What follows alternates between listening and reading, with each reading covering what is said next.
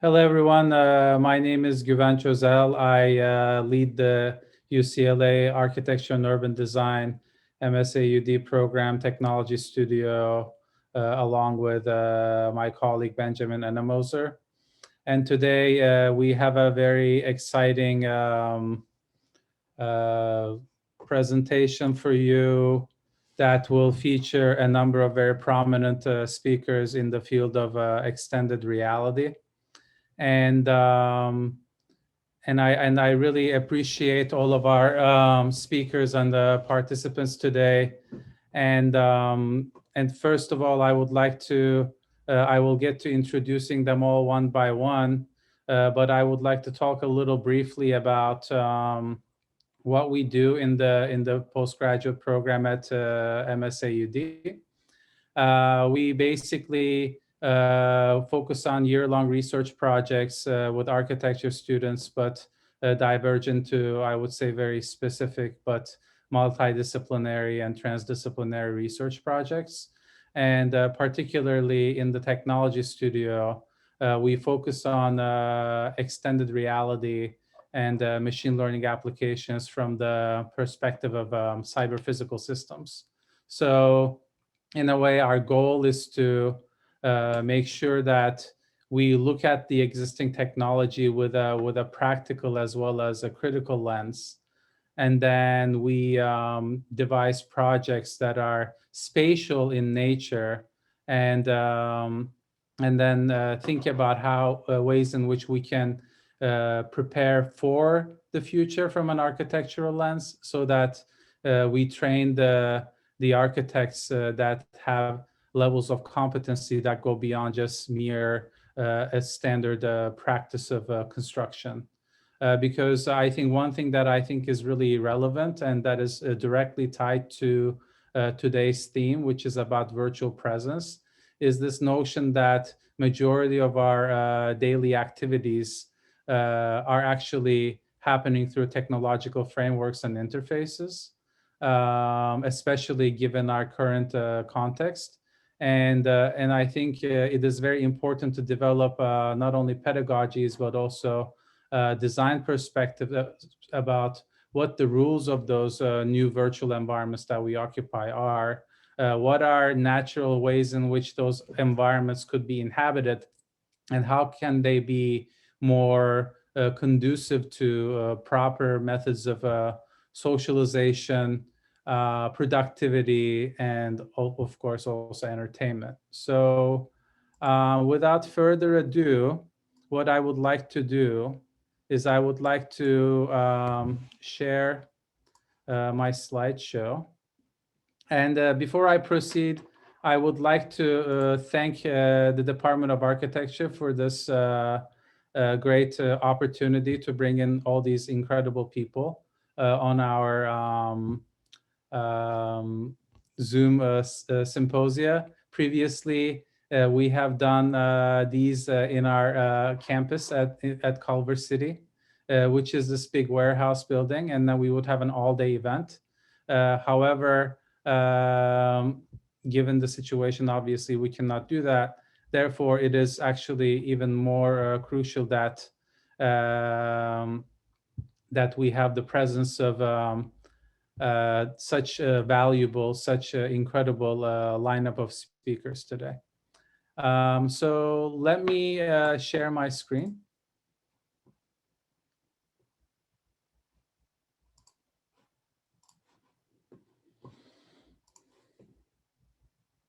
So obviously the topic of my presentation is going to be virtual presence. But what I mean by virtual presence is this notion of presence and action in what we call the fourth industrial revolution, and how that influences the environments that we occupy. The way that we interpret this notion of presence and action in a cyber physical way is primarily at UCLA in the technology studio. We look at the relationship between media and space, and we think about ways in which we can allow for users to transition between media and space through a series of technological frameworks. And what it means and what kind of methods we use for that actually varies depending on the project. So a lot of the projects that we do engage AI and machine learning. We do a lot of procedural modeling, creative coding, and programming. And then the devices that we use is obviously a lot of XR gadgets, as well as robotic systems that we had tinkered with and tailored for our own purposes. So these are some of the examples of the interactive systems that we have developed in the program over the years. A lot of these systems are, in a way, kind of bridging the gap between gaming engines such as Unity and different kinds of physical computing schemes, ranging from industrial robotics all the way to DIY contexts. Um, and over the years, especially in the last couple of years, we have shifted our attention more into um, virtual production frameworks, thinking about ways in which we can align physical and virtual worlds through a combination of projections as well as VR headsets. And the way the audience could be immersed into three-dimensional worlds depending on the technological framework that they're using. For example, if they're not wearing any device, they can have a facial tracking that realigns a projection automatically depending on where they're located. Meanwhile, another user could be, let's say, in VR, experiencing the same content. So two people in two different modes of virtual engagement could interact with each other simultaneously. And also, we developed our own robotic control framework through Unity that allows us to control our large-scale industrial robots with virtual reality devices. And Unity really allowed us to kind of look at this not as a problem of form, but as a problem of behavior, meaning these robots all of a sudden become physical objects in a virtual gameplay, and you can actually allow them to interact with virtual objects. This was initially native to the physical setup in our robotics lab, where we were able to, in a way, affect virtual objects from a physical robot, and vice versa. But what has happened recently due to the pandemic and due to the fact that we have not been able to gather with our students in person is that we moved everything into virtual. We sent a VR headset to all of our students, and we actually have our design reviews in VR. They do their design pinups in VR, and then afterwards we talk about their work in VR. And what is actually really exciting right now is that we will give them access, real-time access to our robotics lab from their VR headsets, where they will be present virtually in the robotics lab, but whatever actions they take actually will physically move the robots. So this through this combination of virtual and actual, physical and digital, we're hoping that we will actually use this time to really push for some of these overlapping frameworks of research about thinking about virtual worlds in a much more meaningful and productive way. So what does this mean for actually my design practice in terms of presence and action?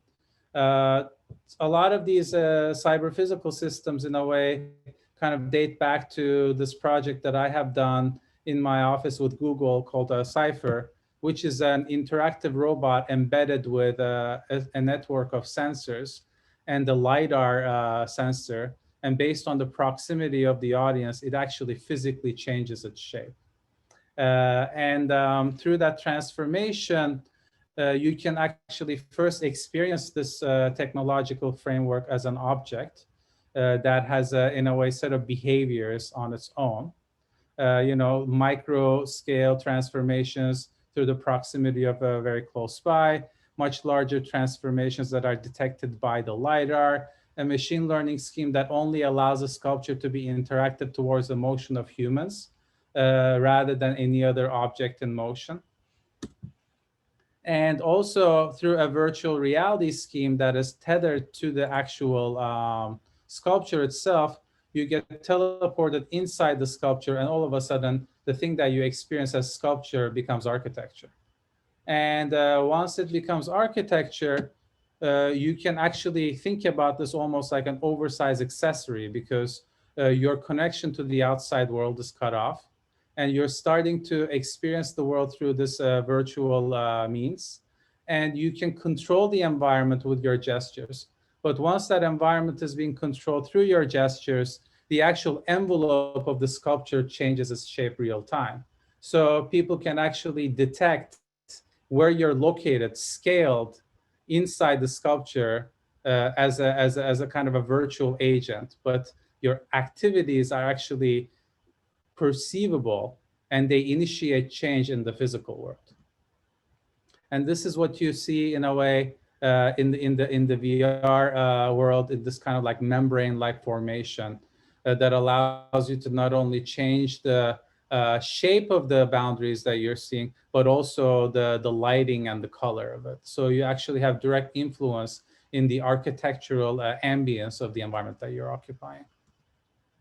Um, Another thought that I started to explore, which also affects the research that we do at UCLA, is this relationship between machine learning and robotics, and how it influences image making and behavior.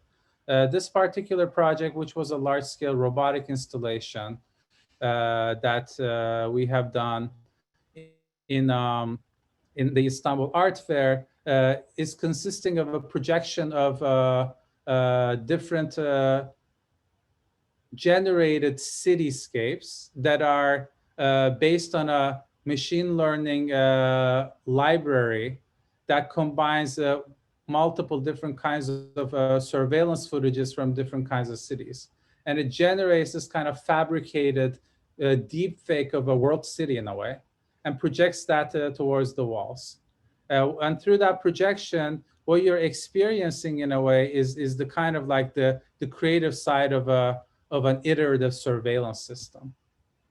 And as the audience, you are sandwiched, so to say, between what the machine perceives as the global city, but also how you see yourself in this kind of a mechanistic environment. The sculptural object that the robot is holding is reflecting your own reflection, as well as the projected images of these kinds of deep fake cities. So you can see yourself in these fabricated environments. So in a way, you're in a way occupying this fictional space between the body and the mind of a machinic surveillance device that allows you to have a higher level of awareness about how the machines see the world, how the machines see the artificial environments that we create, and if they could actually iterate on their aesthetics and on their like layout, what would that look like? And how would you see yourself in that environment?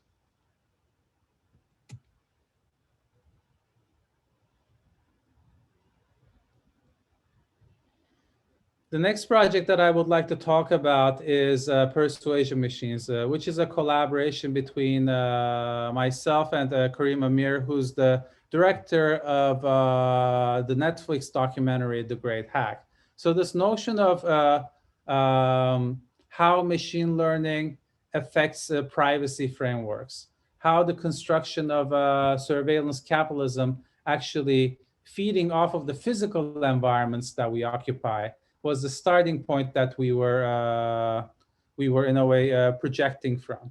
So the installation that we did at the Sundance Film Festival New Frontiers programs, in a way, it creates this gamification scheme where the audience is immersed into a multiplayer virtual reality setup, where they can see each other as avatars.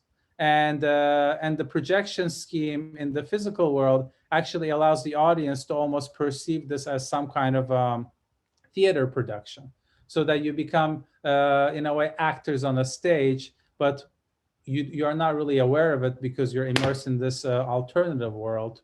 And in that world, what you see is this kind of typical depiction of a millennial apartment that is packed with different kinds of connected devices. These connected devices, such as smart speakers, smart television, smart doorbell, and what have you, create all these different kinds of pipelines into a virtual world that, in a way, harvests information about our behaviors. So, in our virtual setup, what we have created is that what is that? What is the point beyond that framework? How can we access that virtual world? And what kind of information is being collected about us by these corporate entities? And how are they, in a way, used as tools for manipulation and control? So something that starts as very kind of pleasant and interesting experientially, progressively turns into something more and more immersive, and in some ways more and more sinister. And towards the end of the experience, the entire domestic environment becomes this dominant visualization of data, which leads you to the last environment that you're experiencing, that shows the audience that, in fact, there's no difference between the home and the city anymore. That through this network of surveillance capitalism, there's a continuity between all these seemingly discrete vessels of data, and how they, in a way, kind of network with each other in order to create a much larger infrastructure of data capitalism that is intended to, in a way, influence, persuade, and manipulate economic as well as political behaviors. So I would like to add with a couple of mini projects that I have been working on since April. This one that you're seeing is, in a way, an iteration of Deep City. It's a project called Convolution. I was approached by the city of Istanbul to create a citywide augmented reality installation that would be showing video content in all of the large LED billboards throughout the city. And what we have created as a result is this kind of fictional plan or aerial view of the city, so to say, which, in a way, through machine learning again, looks into different planning schemes of Istanbul and mixes them with like other cities that have been influenced by global capitalism and other kinds of geopolitical forces. So it creates these different kind of fictional scenarios of Istanbul where, like, what if Istanbul was more colonized? What if it was more like Singapore? What if it was more like Beijing? What if the political influences have transformed their schemes? And through augmented reality, you can actually see all these bubbles of influence, some of them representing global capital, some of them representing coup d'etats, some of them representing different kinds of political events. And by clicking on them on your screen, once you point that out to your to the video content that you're seeing throughout the city, it actually changes the content that you're sitting on that billboard real time. So through this augmented reality versus projected LED content, you are creating a kind of a virtual engagement with a fictional narrative that is based on actual simulation that you can experience real time based on the location that you're at.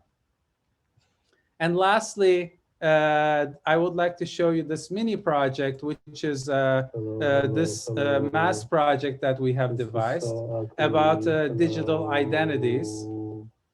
And what this project aims to do is, in a way, depoliticize the notion of wearing masks and how different kinds of identities could be virtually negotiated while we're in public. So through an app that you download, it creates a somewhat realistic avatar of your face. And through Unity and machine learning developed by Oculus, through sound bites, there's a three-dimensional motion of the mouth that is speech correct to your speech. And you snap this phone to the mask that you're wearing, that creates this illusion of transparency between your face and the and the and the and the mobile device. So you can actually use this in multiple different ways. It not only allows you to duplicate your own identity, but it allows you to create natively digital identities in the physical world. For example, you can bring in Snapchat filters to take on different kinds of identities, but then those identities will be visible real time in the physical world, so to say.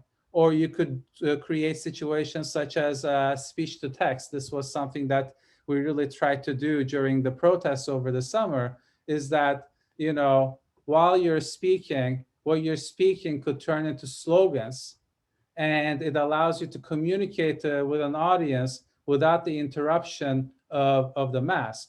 Or it actually subverts the surveillance system through the front-facing camera of the phone. You can broadcast your activities during a protest real time while your hands are free, which allows you to, in a way, safely navigate the precarious world of civil disobedience, and meanwhile allowing for multiple different participants to project and broadcast what they are experiencing real time. So I would like to end there. So that, in a way, kind of is a spectrum of the research that we do at UCLA, as well as in my office, Özel office. And I'm hoping that this will act as a springboard for all our other fantastic presenters. I would like to first present Shari Firlot. It's such a pleasure to host you, Shari. I had the opportunity to meet Shari last year at the Sundance Film Festival. Shari is the chief curator of Sundance Film Festival New Frontiers program, and it's such a pleasure that you could join us here today. Thank you so much for being here.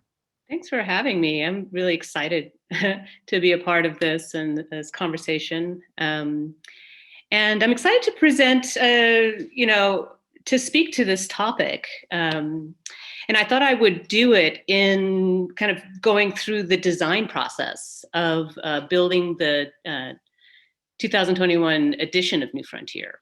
Let me share my screen. And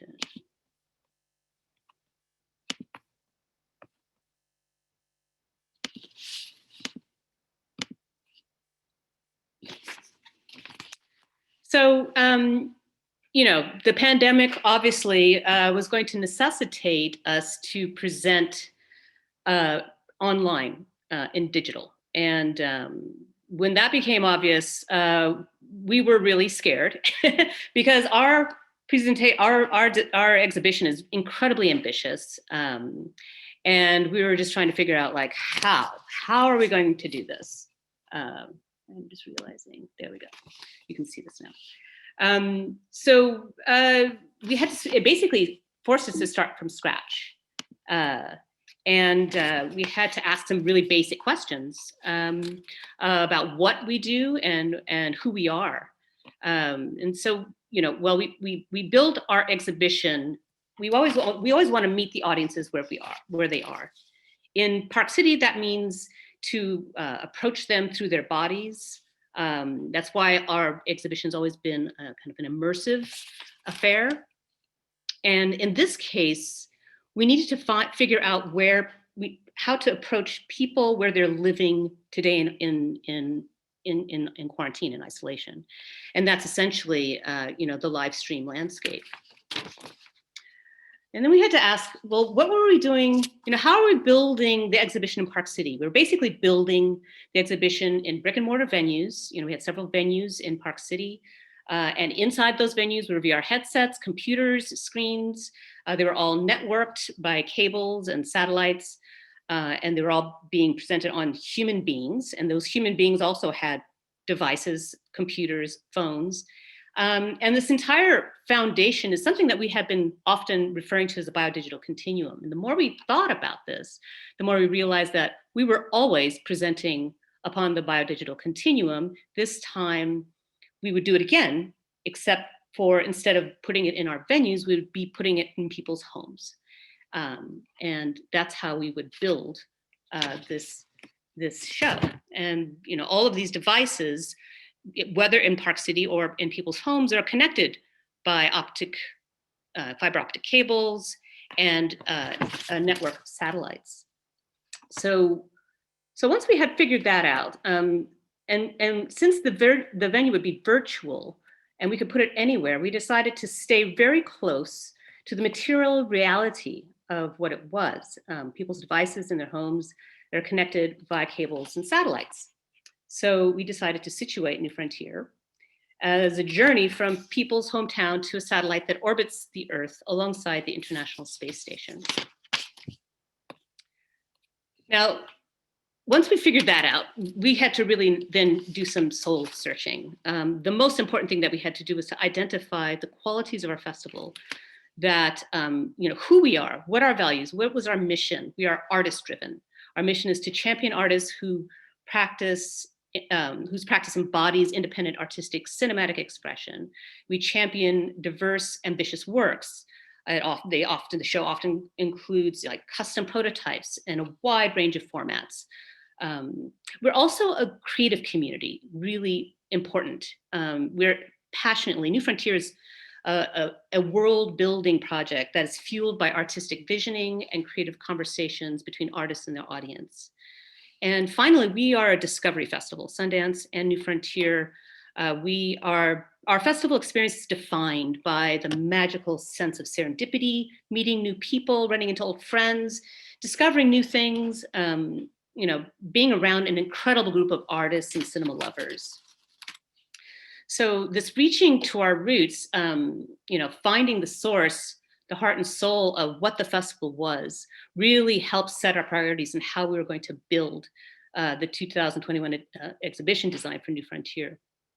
We had to build an ambitious, multi-format show to thousands of people who needed to interact with one another serendipitously in ways that made them feel human in identifiable ways. It needed to be spatial, it needed to be independent.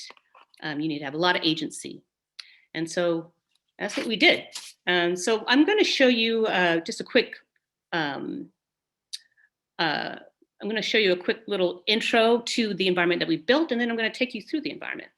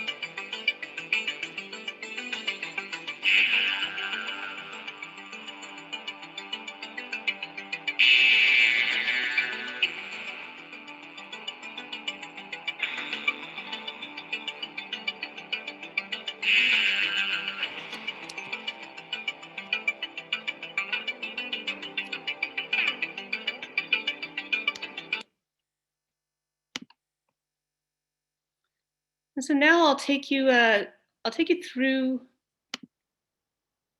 the environment itself.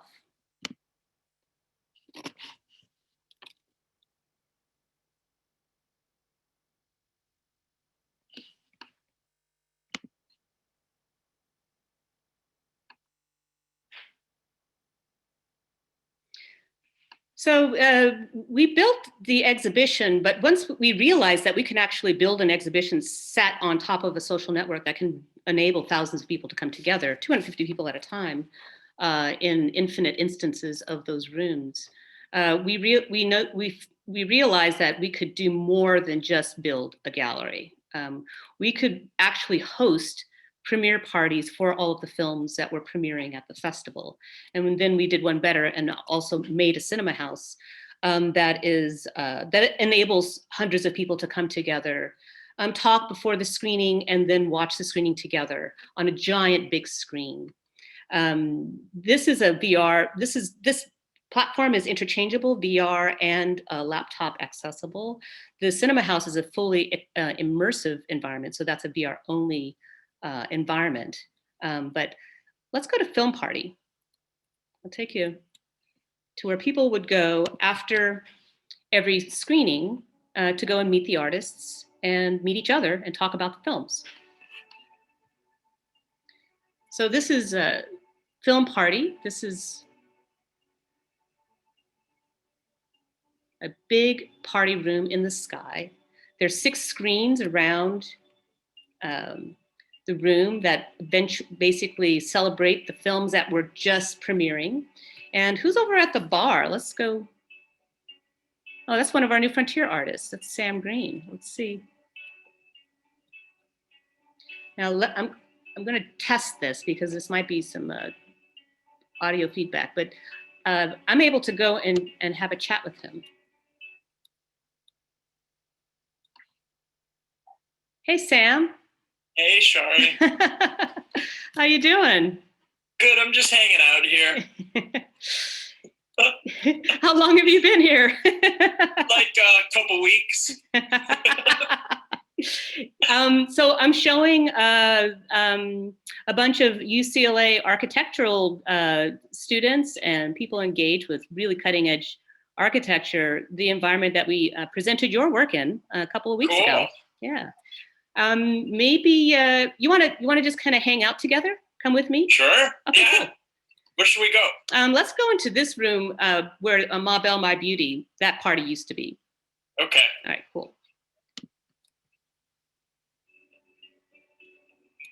So we decided to design this with live stream because that's exactly where our audiences are. That's where we exercise our humanity since March of 2020.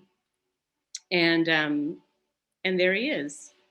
And so we can talk. Now we're here. Yeah. And so in VR, this is actually really immersive because it's human scale and you really do feel like you're very close to somebody. Let's go to the gallery. Let's go see where your work was shown. Okay, I'll meet you there. Okay, cool. So now we're going to the gallery. The gallery is audio chat only. It's not a live stream video chat. We wanted this experience to be really focusing on the 14 works that we were presenting. You can see these sculptures that basically tell you which piece of equipment that you need to be able to see the work. And that's Sam over there next to his work.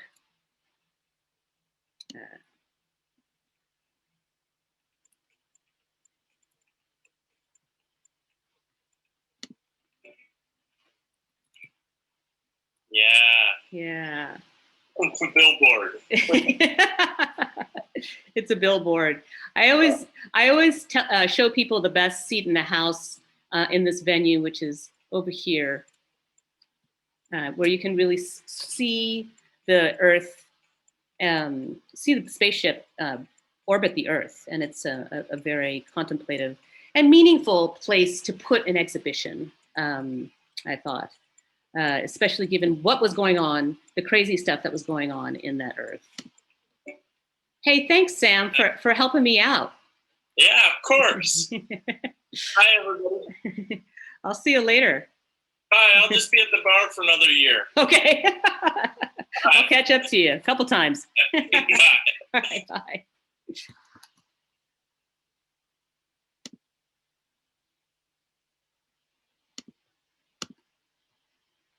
So, this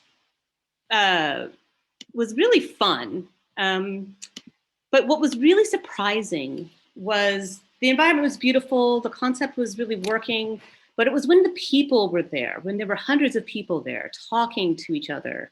You can always see who's in the room. This is a picture of what Ray Smith calls the rapture. This is when the world of New Frontier ended, and no one really knew how it was going to end. But what happened was, and just at that time it was ending, more and more people were coming onto the platform. They didn't want it to end. They wanted to know how it ended. And the way that it ended was the platform stayed and the people disappeared. And it was an incredibly profound experience. No one was really anticipating that sense of actually having been someplace, actually having, really been with people and had a festival experience. So it was something that we could not turn away from, and it shattered all attendance records that we've ever had.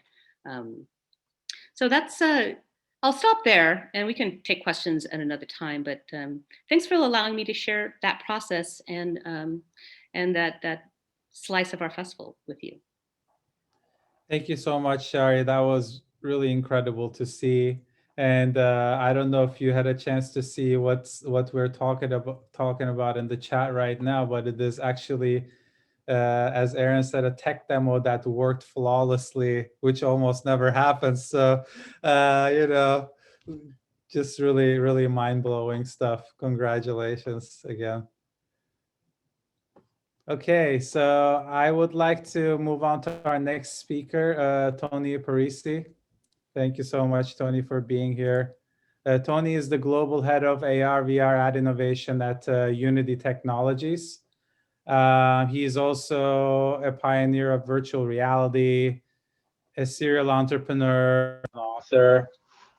So it is an incredible privilege to have Tony here with us today. And he will be talking about basically how, from an industry standpoint, how Unity plays into this entire equation of virtual presence. Thank you for being here, Tony. Thanks for having me, Gavench. I got to echo what Aaron was saying. Yeah, in this private chat among the panelists, we were just gobsmacked that what Shari was showing actually worked. And honestly, a lot of these virtual world systems are still so new and brittle. It's fairly miraculous that worked at all for the festival. So props Shari and team for building that. Thanks for the warm intro, Gavench. I've known Gavench now for just over a year as well. We met at last year's Sundance. I saw Persuasion Machines and it was absolutely mind-blowing.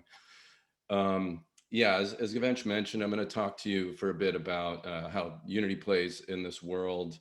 I will say good move in sandwiching me straight in the middle of this roster, Gavench, because I'm probably going to speak to the most practical and prosaic bits of all this, very much industry and numbers and practicalities. Certainly not the mind-blowing level of storytelling and innovation and research that you and Shari have already shown. But with that, yeah, so I'm going to share a quick presentation with everyone. Just an overview of Unity, really quick. A lot of you are already aware of this, I think. Let's see, did I get the right screen working here? You should see my PowerPoint. Gavench is set up there. And I'll go into presenter mode. Think you're seeing that, right? Real-time 3D AAC in the worlds of tomorrow. All right, so Unity Technologies. I'm going to start with our mission statement / credo. Our company believes that the world is a better place with more creators in it. We're a technology platform for making stuff, for delivering it to consumers and other end users in business, for operating those creations, for making money off those, for building businesses around those. in real-time 3D. And this credo gets us up every morning. It's the kind of thing, conceptually at least, that we've plastered on a wall and that keeps us honest about everything we do. So I wanted to open with that. And in case you don't know exactly who we are and what we do, we're the leading platform for creating and operating interactive real-time 3D content. Was forged in the game industry, but we're moving far beyond gaming at this point.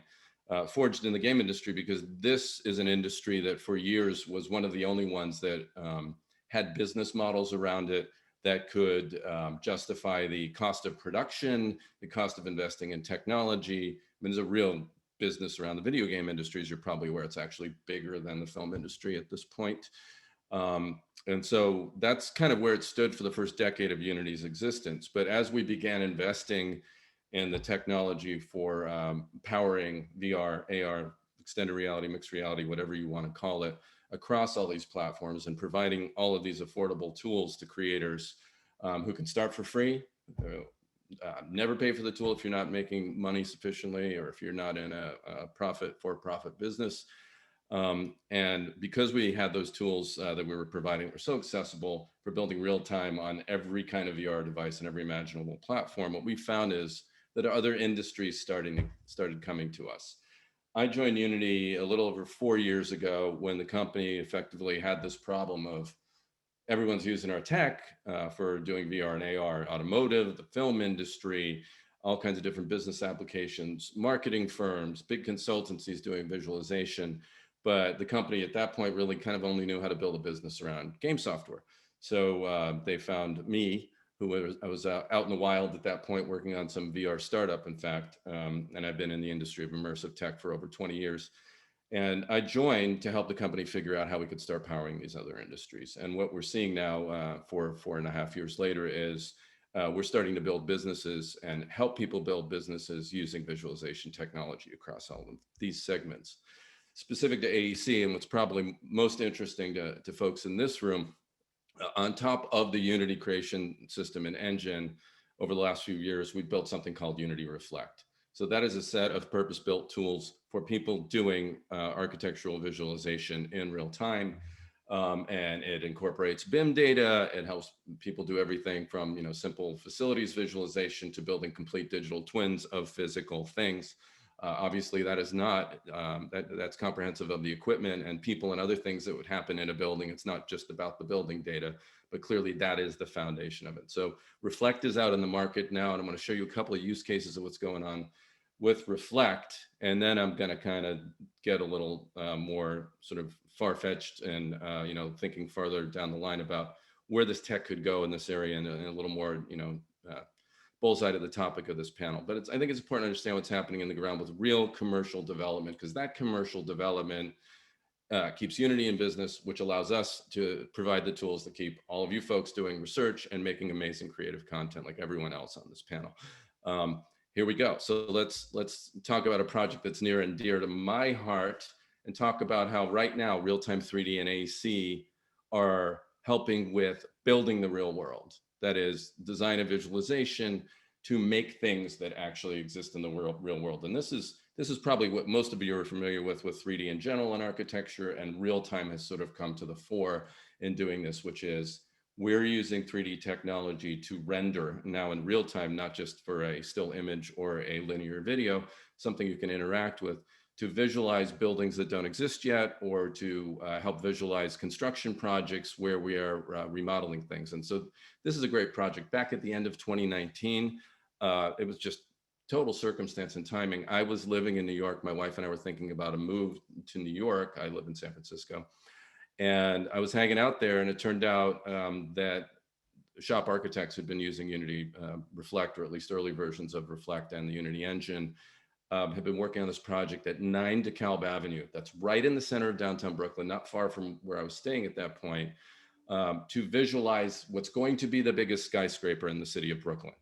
Shop's a well-respected firm headquartered in Manhattan, and they do a lot of projects like this, and they really lean in hard on VR. I've been to their lab. They have an amazing visualization lab. So I went to what is currently a big old hole in the ground in the middle of Brooklyn, and was fortunate enough to meet with the folks at Shop Architects, the general contractor, the head of the GC firm who's building this building with shop and the real estate reporter from the New York Times, not the tech reporter, but the real estate reporter. And we ended up doing a wonderful day and a tour where we talked to the reporter. Probably the most amazing moment in this whole thing was when you can see here an image of this. One of the workers held up a visualization of what's happening in the building. They're starting to lay the floors out, and they're using technologies like Unity and Reflect to figure out where to put the things. And the construction crew is using it, and the general contractor is talking to the reporter at the New York Times and showing him this iPad, and then showing him a stack of blueprints about 1 meter high and saying, this is how we do it today. But we're not going to do it that way forever. And it's technologies like this, they're going to change everything. And so that was a really proud moment for me being a Unity employee, as someone who's been in the field for over 20 years, seeing what is arguably one of the slowest moving and stodgiest industries, namely, architecture, engineering, and construction. And no offense to anybody who's in that industry, but not known for taking up on technology super fast. We are right at the cusp of a wave of spatial computing, 3D technology, changing everything. And it's so super exciting. But that's really all about how, helping build what's not there today. Imagine taking that a step forward to where you're not only using technology like this to build what's not there, but you're actually using it to create a complete digital twin, a replica of what that building would be, or maybe an existing building, so that you can do more with it than just remodel it or create it and then be done with the project. Now that twin could be used to maintain that building, to find problems in that building and electrical and heating systems once the building is operational, to potentially preserve it for reconstruction and so on. And so this is an actual working project. Booz Allen Hamilton, a large global consulting firm, used Reflect to build a virtual campus of a hospital. And now this hospital is in construction, and they're going to use this digital twin forever in order to maintain this building and do more with it. I mean, if you take this concept a little further, just imagine if we'd had a digital twin of, tragically Notre Dame, for example, or other buildings that need to be reconstructed after a disaster. You can imagine the possibilities there. So this technology is not just about bringing, non-existing things into the real world to, build them, or maybe even market and sell them if they're condos or what have you. But it's also about this. But now imagine we can even go beyond that digital twin. And I think this is really what we're going to dive into in the panel today, and get to places where we use these architectural techniques, but they don't, and spatial organization, creating space and place and presence like the real world, but it's not the real world. And that's where we're headed with all this stuff. We're headed for building the virtual world. And I'm going to just cite a few examples here. Gavanch mentioned my day gig at Unity is around ad innovation. That scope is actually expanded to include e-commerce as well. So using 3D to sell stuff, to have people discover new products and learn about them, and so on. So, real bread and butter use cases like I've been talking about here. And on the left, top left, you see an image of a technology from a company called BitReal. They are creating virtual showrooms to sell stuff, living room furniture, what have you. That is a rendering of a living room that doesn't exist in the real world. And you can find lots of examples online now of photo imagery and other stuff that is, still images now that have been created with CG, with game engine, or, architectural tech of product showrooms, of real physical things, but that model only ever existed virtually in terms of the showroom itself. This is taking that to that next level. That BitReal model is something you can navigate around. It is live. Obviously, we've seen some virtual world stuff already from Shari. On the top right here, we're seeing something from Sciencebase, their new break room product. This is it's a B2B version of Sciencebase, which is an avatar world for meeting and getting together and communicating. Now they have a B2B product, and they have customers like Deutsche Bank and other folks who are meeting in 3D, in physical spaces, if you will, virtual physical spaces. And we see examples from, the Wave, live entertainment, live concerts. And of course, we see a virtual representation here of the Four Seasons Total Landscaping that is being populated by people from VR chat. So in all of these cases, I mean, they're very different use cases, wildly different. The game engine technologies like Unity's engine are being used to create amazing experiences. In fact, these are all made with Unity examples. And far afield from just straight up architecture, but the spatial organization techniques and all the construction techniques that people are learning today. I mean, that's where this is all going. And so this raises the question, I think we're going to get into the panel, you know, will these someday be the primary modes? I mean, are we going to get to a place where, you know, like we are in a lot of our online communication now, it's primarily online. Maybe we at some point are predominantly not communicating in actual physical space. I know, I'm sure like myself, a lot of you probably feel like, boy, I can't wait for this pandemic to be over. And the last thing I want to do is be on a computer and communicating like this. But, and of course we all feel that way now, or most of us, but at some point we'll get over that. And then we're going to get back to this new world, I think, and we'll probably talk about this in the panel, where maybe these kind of modes and these kind of spatial organizations and architectural venues are going to be the places that we communicate primarily. Who knows? And I would love to get into it on the panel and talk to you about that. But in the meantime, you know, I'm here on behalf of Unity to say that, you know, we're here to support all these kinds of creations, research or practical or commercial, and everything in between, or purely artistic, like some of the stuff that Shari was talking about. And we're here for it, and we're here to help power this revolution. And with that, I'm going to stop my slides, Gavench, so I know we have other people we'd love to hear from. All right, thank you so much, Tony. That was really amazing. So I will now, I would like to present Lauren Lee Mccarthy, who's, I'm a huge fan of Lauren's work. I'm so happy that you're here, Lauren.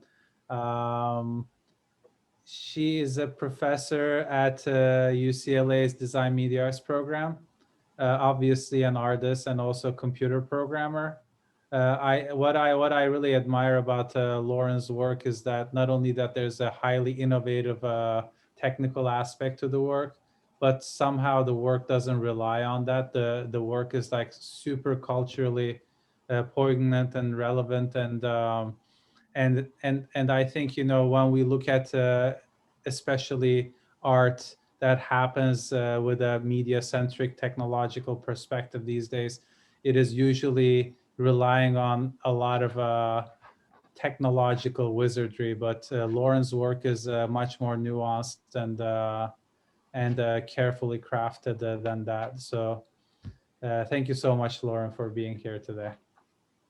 Thank you. I'm happy to be here. I was kind of working through some thoughts, so I put together a little sort of video essay, and I hope you will message me in the panelists chat if you're not hearing audio or not seeing the screen.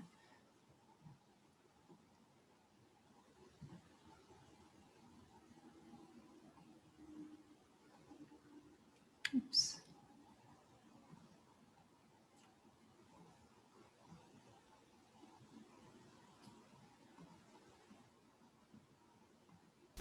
I remember when the feeling of a network connection felt intimate and alive. In 2013, I went on 30 dates with people I met on an online dating site. Using my phone, I streamed my dates to the web and paid crowdsourcing workers on Amazon Mechanical Turk to watch and direct me what to say and do. I had to follow each of the directions immediately. There's a critique in all of my work, but there is also always a part that is about hope, that is earnestly and radically seeking connection. Through this project, I met my partner. I had a dream in which Zoom was a person. He said he considered himself an ally, even if others didn't see him that way. I didn't comment. He was interviewing each of us users, box by box. Mostly we were all about the same, he said. Years ago, I made an app with a collaborator that would analyze your video call conversation and give real-time directions to fit into the conversation, like, be more assertive, or you're talking too much. It was intended as a critique of ever-expanding video surveillance and the use of big data for social control. Now I see this functionality built into consumer apps for next-level productivity, and it's hardly surprising. Like many artists, I've had to question the value of this sort of critique. And yet, here on endless hours of Zoom, I find myself wishing for the prompts of that earlier app, so I can check out completely into auto-reply. Trying to find a sense of identity among all the boxes, I keep changing my virtual background to photos I've taken peering into other people's homes. I have a large collection of these images because I've spent the past couple years trying to replace Amazon Alexa with myself. People around the world sign up to get Lauren in their homes, and the process begins with an installation of a series of custom devices that includes cameras, microphones, switches, door locks, faucets, and other appliances. For days, I remotely watch over each person, 24 hours a day, controlling all aspects of their home. I attempt to be better than an AI, understanding them as a person and taking action in anticipation of their needs and desires. Sometimes this means following them from room to room, turning on lights ahead of their steps. Other times, their needs are more unique, and I order special deliveries to their home or orchestrate the ambience of a date night. As an Alexa replacement, I speak to the inhabitants with a text-to-speech voice, and they relate to me as an AI. These are some of the things they've asked me. Can you give me a recipe for laksa? Please force me to go outside once a day. Can you find me a new job? Can you remind me whether I took my medication? Do you like being here? Can you help me sleep with my date? Why do I feel even more alone now? Please read me stories until I fall asleep. Watching people in their homes used to fascinate me, but now the thought of doing this voluntarily is unfathomable. I used to like the internet. I spend hours in this grid of homes, my brain unable to piece together so many different people in different places. I haven't felt this simultaneously socially inundated and alone since I hosted a party that went on for 24 hours while an algorithm directed me via earpiece. As new guests cycled in every 5 minutes, the software would tell me what to say, who to introduce to whom, and what to do. I provided the emotional interface for the algorithm, delivering the lines as the human host for its intelligence. Guests arrived one after another, blurring together. Over the 24 hours, the algorithm carried on tirelessly while I slowly broke down. My only distinct memory is the man that arrived and said, "Something you should know is that I have a lot of luggage." After some initial confusion, I realized he meant baggage. For years now, I felt a growing awareness of being tracked. Reduced to a set of data points, I wished for anonymity, yet here trapped behind the Zoom screen, my desire to be seen has never been stronger. I know I'm not alone in this. I offer a small app-based service called Follower, in which I physically follow people, locating them via GPS data that their phones broadcast to me, then keeping them within my sight all day long, physically following them. People sign up to download this app and explain their reasons for wanting to be followed. I want to feel less alone. I want to tell a story with no words. I think you'll enjoy me. I have no life other than the one I lead online.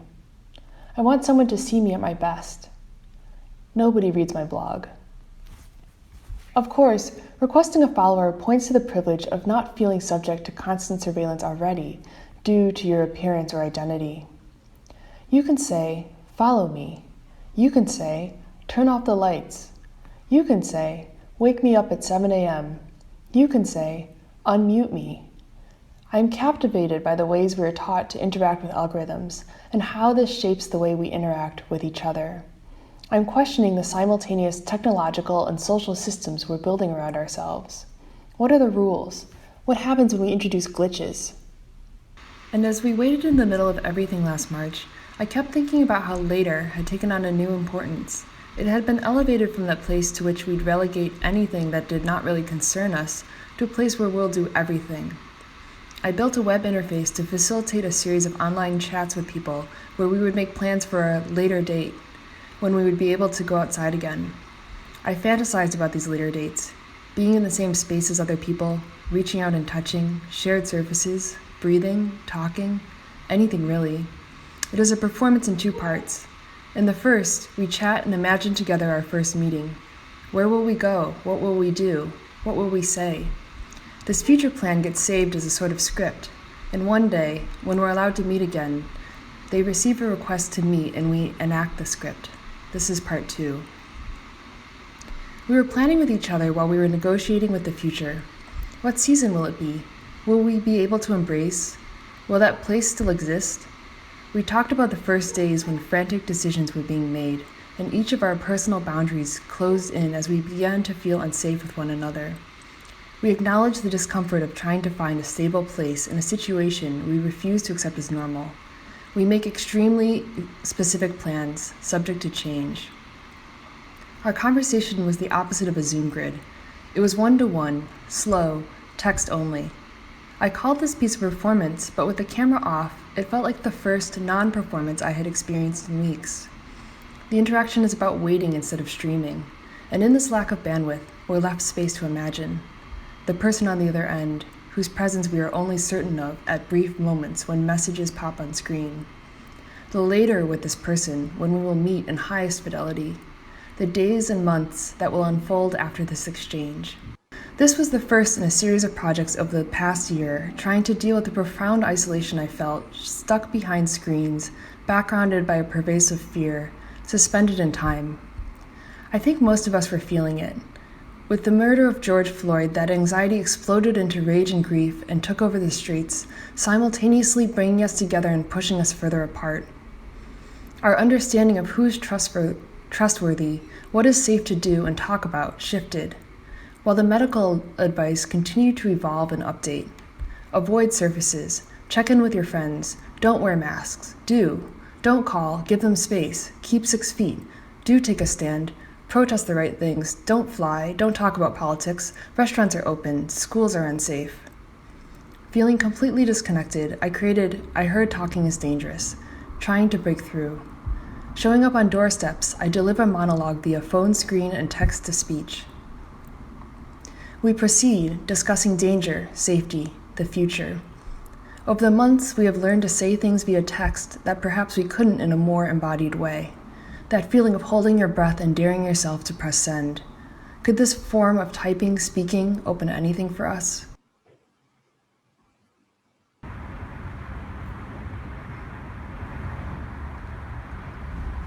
Hello. Thank you for meeting me. It's nice to be here with you. I remember those first days in March when our personal boundaries shifted from hour to hour as we began to see each other as threats. And when they shifted again this summer as we questioned who we trust, who we really know. Trying to understand what is risk? Is it worth saying something? Is it worth engaging? Trying to understand what is danger? I just heard that masks and 6 feet are not really safe enough. Because when you talk, particles get even smaller and fly out through your mask at high velocity. They say talking is dangerous. They've recommended that we stop talking to each other. So I made this alternative. To try to navigate through this together. Is there really safety in distance? Can we understand each other without talking?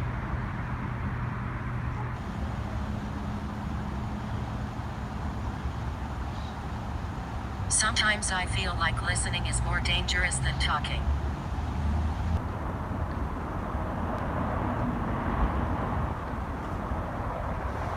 It is important to be kind during stressful times.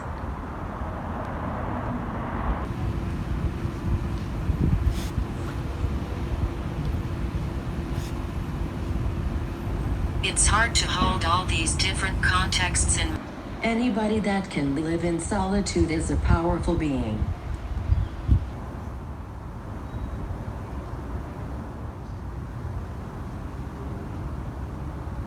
At a crowded supermarket, the panic was palpable.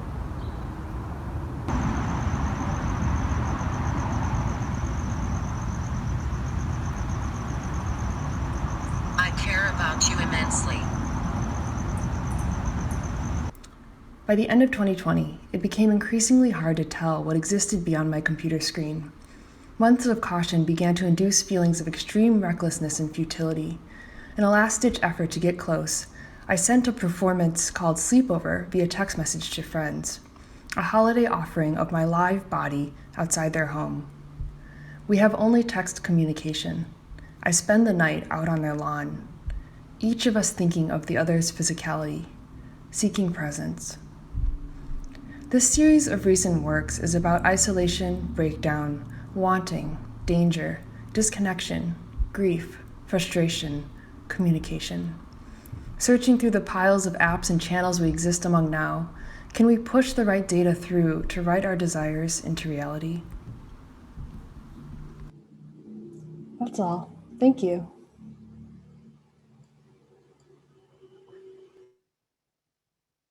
Thank you very much, Lauren. And lastly, I would like to present Aaron Coblin. Aaron is also a prolific artist as well as an entrepreneur. He's also the co-founder of Within, which is, I would say, one of the greatest XR content creators right now. It's a real pleasure and privilege to have you here, Aaron. Thank you so much for being here. Thank you so much for having me.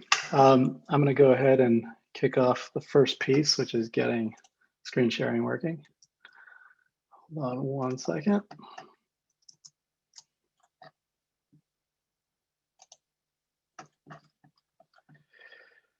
Okay.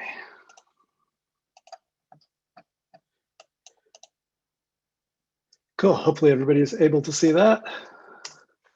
I'm going to assume that's a yes. So thank you so much for having me. I'm going to start off by talking about some ancient history and how it all led up to what I'm working on today. And then I'll talk about that a bit. So I've been playing around with virtual presence in different forms for the last 15 years or so, exploring digital augmentation of spaces through sculptures and installations. These are 3 different projects that I've been working on with different collaborators over the last decade, which all focus on bringing data to the physical world and explore ways that our presence can play a role within the artwork. At the same time, my collaborator and now business partner, Chris Milk, is also thinking about how spaces could become interactive, kind of headset-free virtual reality, if you will. So here's Treachery of Sanctuary, where you could see only the shadow of yourself, but could enable it to become something magical through your interactions.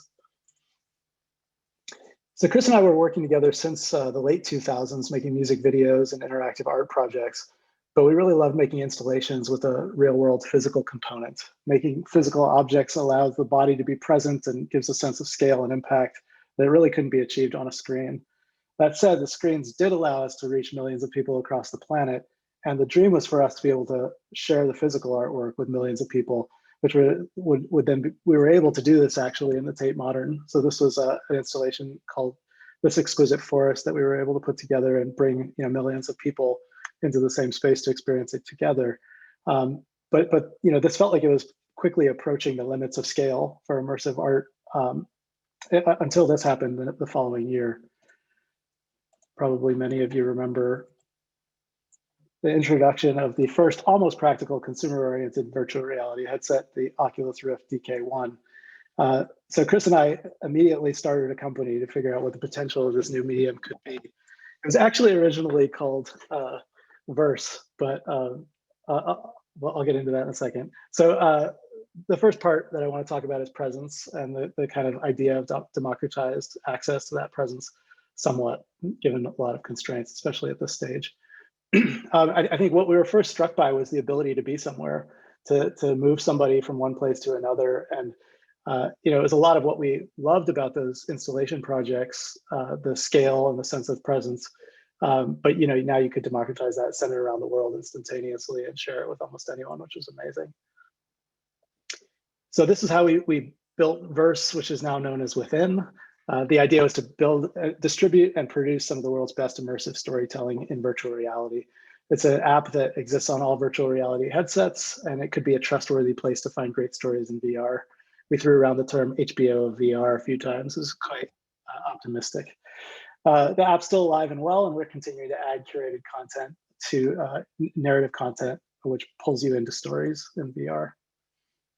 This is the part where I try to show you a few clips of VR. So it's obviously not in VR. Try to imagine yourself unfolding and unwrapping these worlds and being there, which really makes a big difference. It's not quite the same thing, but we'll just share a few quick things. Some of you may have seen this. This was called Evolution of Verse. It was the first project on our app. It was basically a kind of nod to the Lumiere brothers' 1895 arrival of a train film, where people supposedly got so disturbed about the train coming right at them that they freaked out. And at that moment right there, where the train explodes into birds, we saw quite a few people have a similar or more impactful version of that experience. And these are some of the other projects, which I'll talk about in a second. We were able to work with some of the best media companies and brands and bring a lot of amazing stories to life. These are a few that you can find on the app. You can do things like visit North Korea with CNN, travel to Greenland with Al Gore, experience the Congo from a completely different vantage, get into private areas of Notre Dame, learn the stories of maximum security inmates, or even get a private serenade from Bono. Lots of very different types of immersive storytelling on the app. I think the next amazing attribute of VR that we were intrigued by was access, just the ability to just deliver this media across the planet. In the early days, this was a lot through mobile phones. We actually teamed up with Google early on for Cardboard, which some of you may remember, and launched the first news piece with the New York Times. This is a short about JR and his process for pastings in the city of New York. The technology didn't stop there. Obviously, we went from 3DOF headsets, so 3 degrees of freedom that allow you to look around and experience presence, to 6 degrees of freedom. This is the Rift that came out after that, leading us to the next chapter of VR and our experiments, which was all about embodiment and connection. Chris and I were extremely interested in creating a new context of full embodiment, and we wanted to figure out what this would bring. So this was a project we premiered at Sundance in 2017 at New Frontiers, and then later carried it on to the IMAX Experience Centers. The short synopsis is that you basically enter with friends and you can experience a journey of evolution as an amoeba, through a tadpole, through the Jurassic period, through a post-human digital future. So it's a pretty small story, you might say.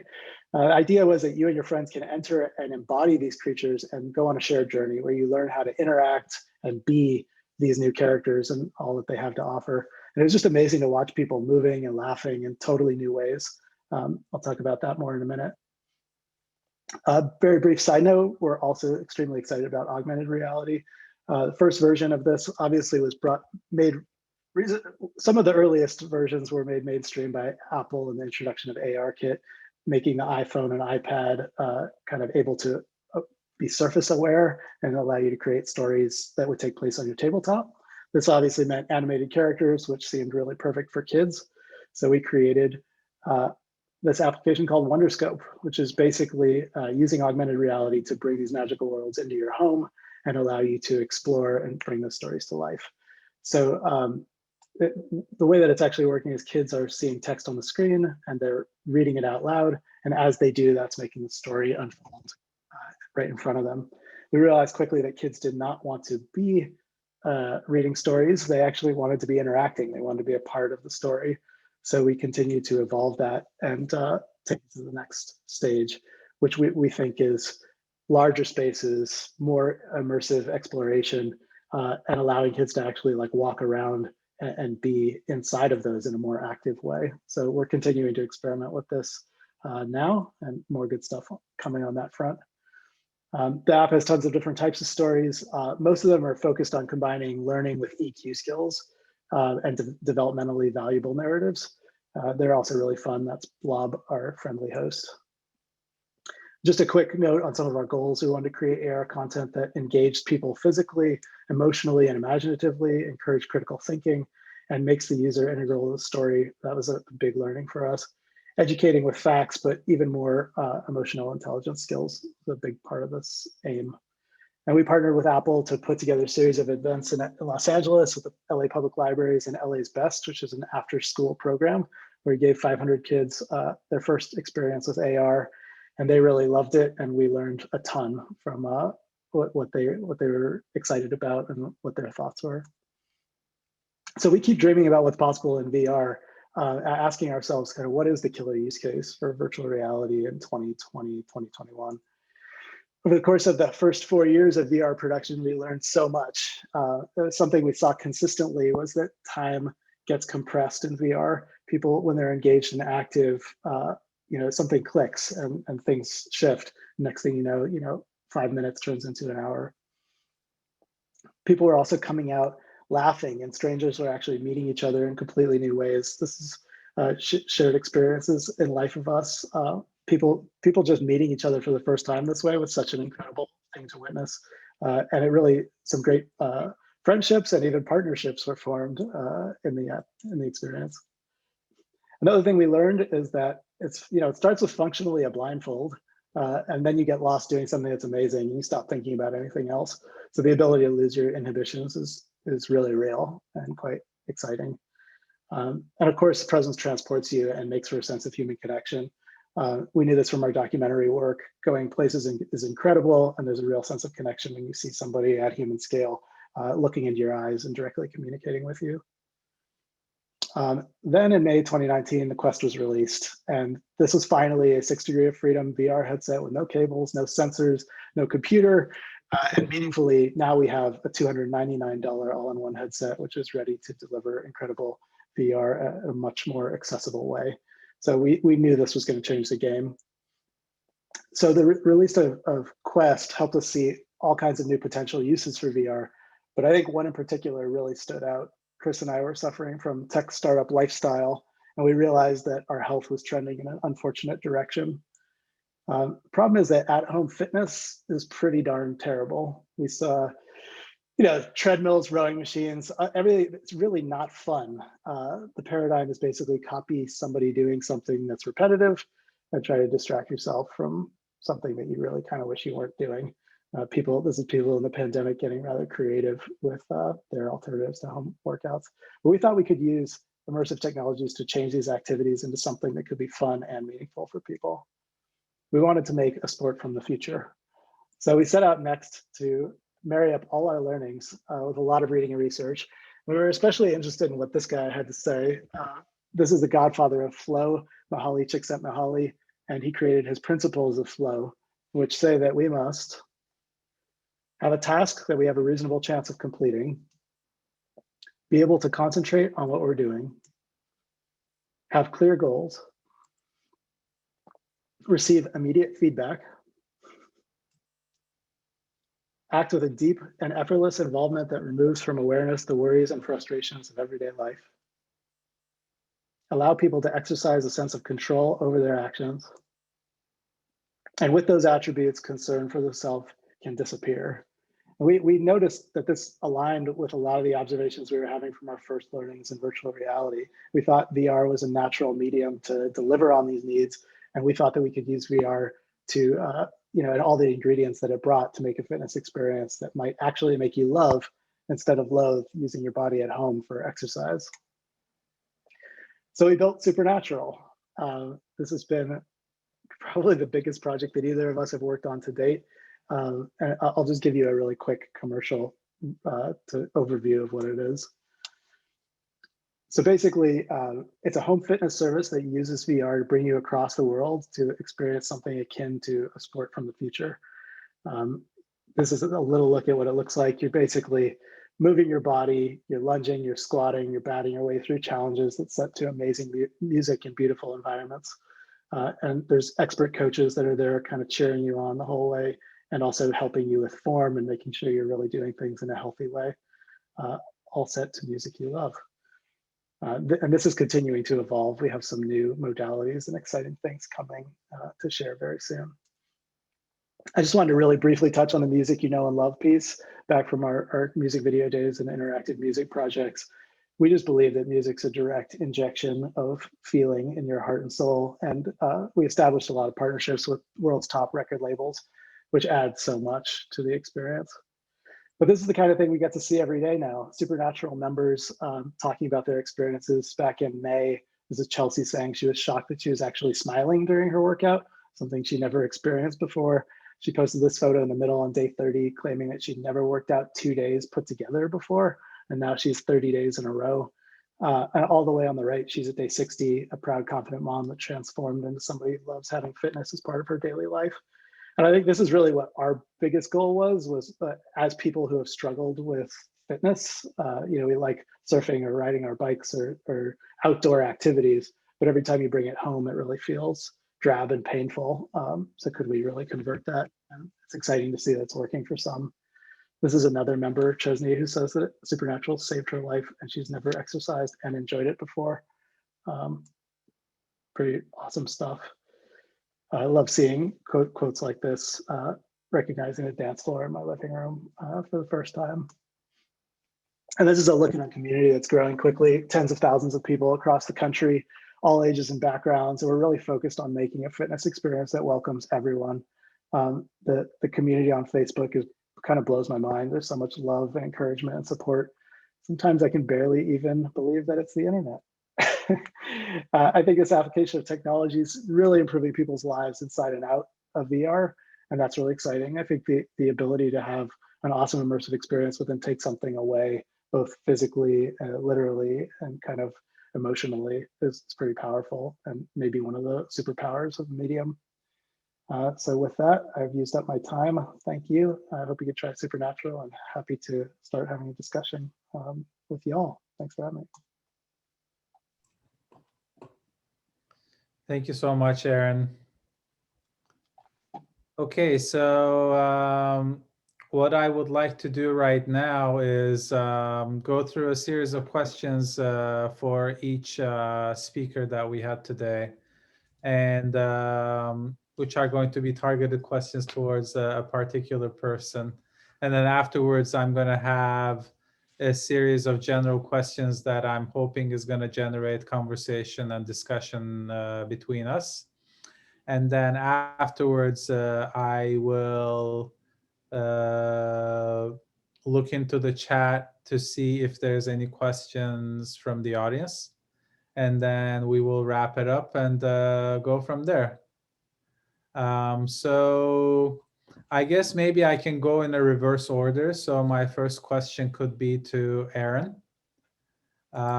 So Aaron, your company, within as you showed, it's one of the most prolific producers of content in the XR industry right now.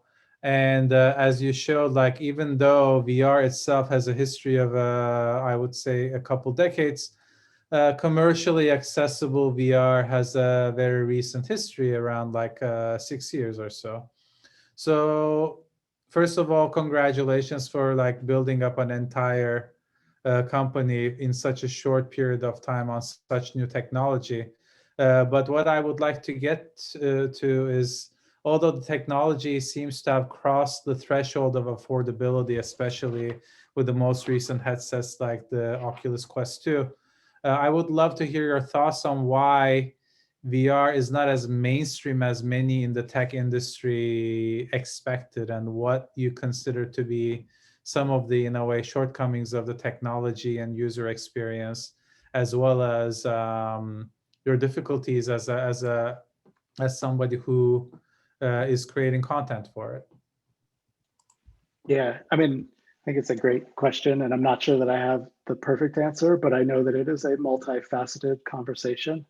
I think, looking back, there was a lot of hype back in the 2015, 2016. The expectations for what VR was going to be were immense, and I think rightly so in many ways, but we're not necessarily grounded in realistic timelines for what it was going to look like to bring that reality, those virtual realities, to reality. I actually think sometimes I wonder how much we and our collaborators and friends and conspirators fueled that in a way that wasn't productive. I think a lot, we're actually probably dealing with many of the repercussions of that hype and those promises now, where I honestly believe we have devices now that are capable of living up to those promises, but people are still thinking about those experiences with 3DOF, cost-effective mobile 3DOF headsets that may have made them nauseous, or may have been, not living up to the real opportunity there.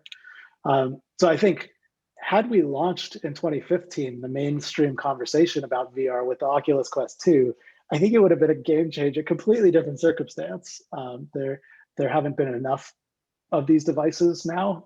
They've been, obviously the back order, there's been lots of back orders for a lot of these devices. But it's hard. I think a lot of people are still, again, working against those misperceptions and also against some of the stigmas. I think like it's not, when you see somebody doing something you don't necessarily understand with hardware strapped to their face that may or may not be made by a company that you have feelings or opinions about.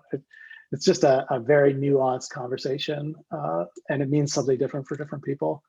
So I think, and similarly for AR, I think kind of there were a lot of the AR kit technology had, some of it had been around for a long time. Apple blew the doors off the conversation because Apple can do that.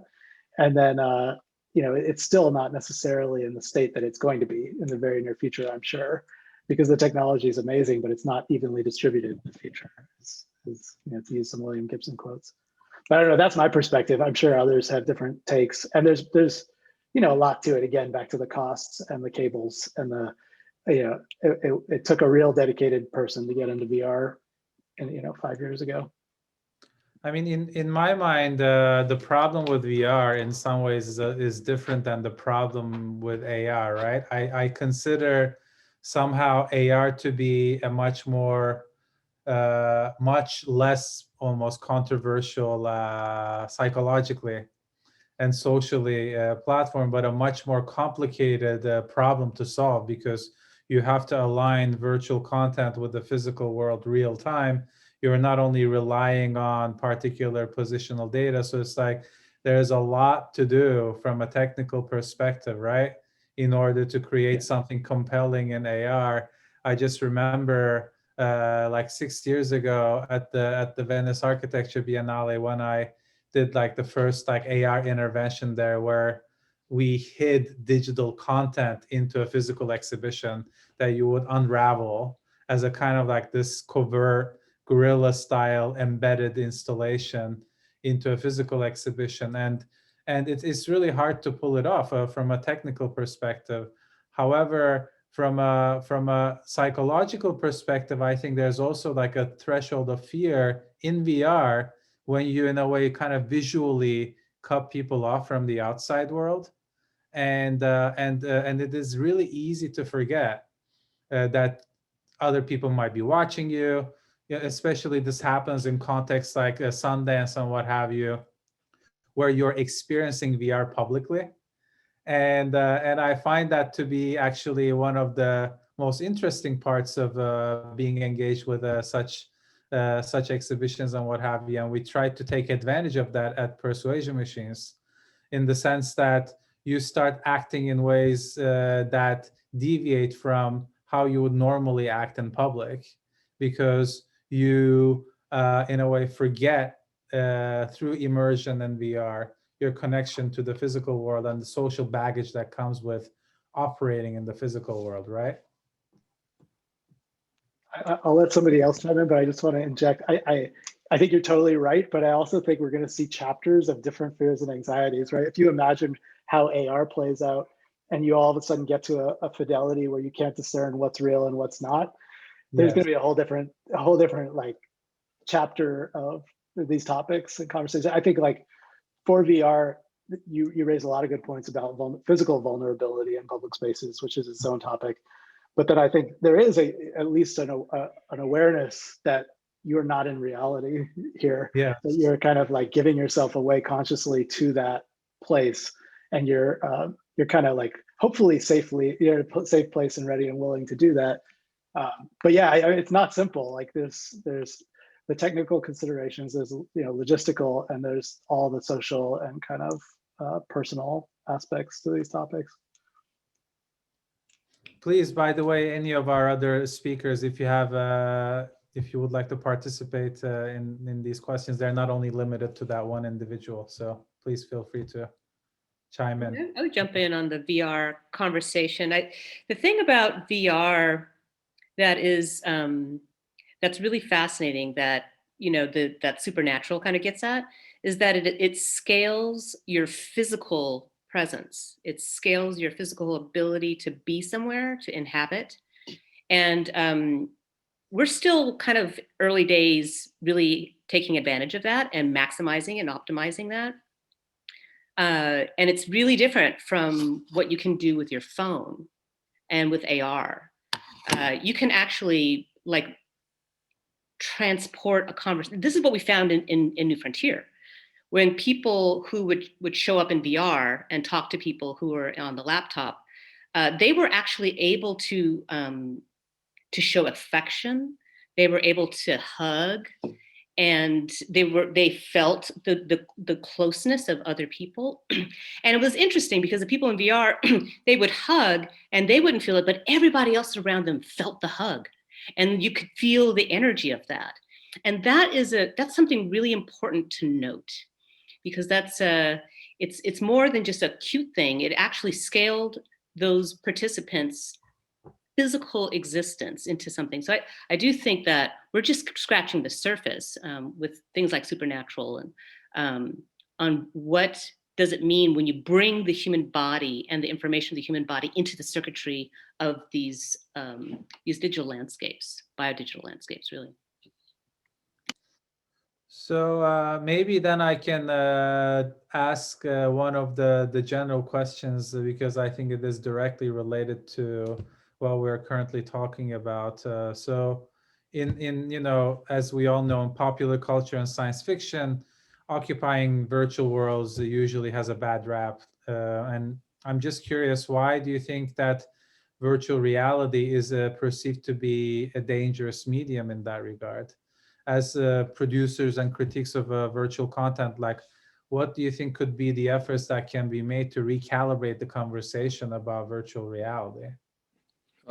I'll start on that one, Gavench, with a couple of thoughts. First of all, it's not very fun cinema if everything is just happy and rosy. So that, virtual realities capture people's imaginations, and because of the potential power of the medium and all the potential, threats to that are perceived or real around privacy and other things, and just the idea of questioning the nature of reality. I mean, these all make for great drama. They'll make for great drama, to the point where I think VR has become a bit of a trope. And I was thinking about this, and I was thinking about this trope that my wife Marina shared with me over the years.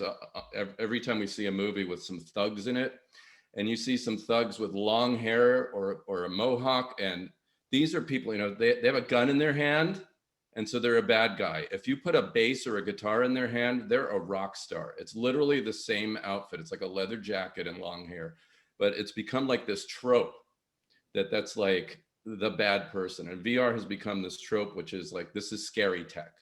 So it's a very easy place to get to for a storyteller to, as a dramatic device.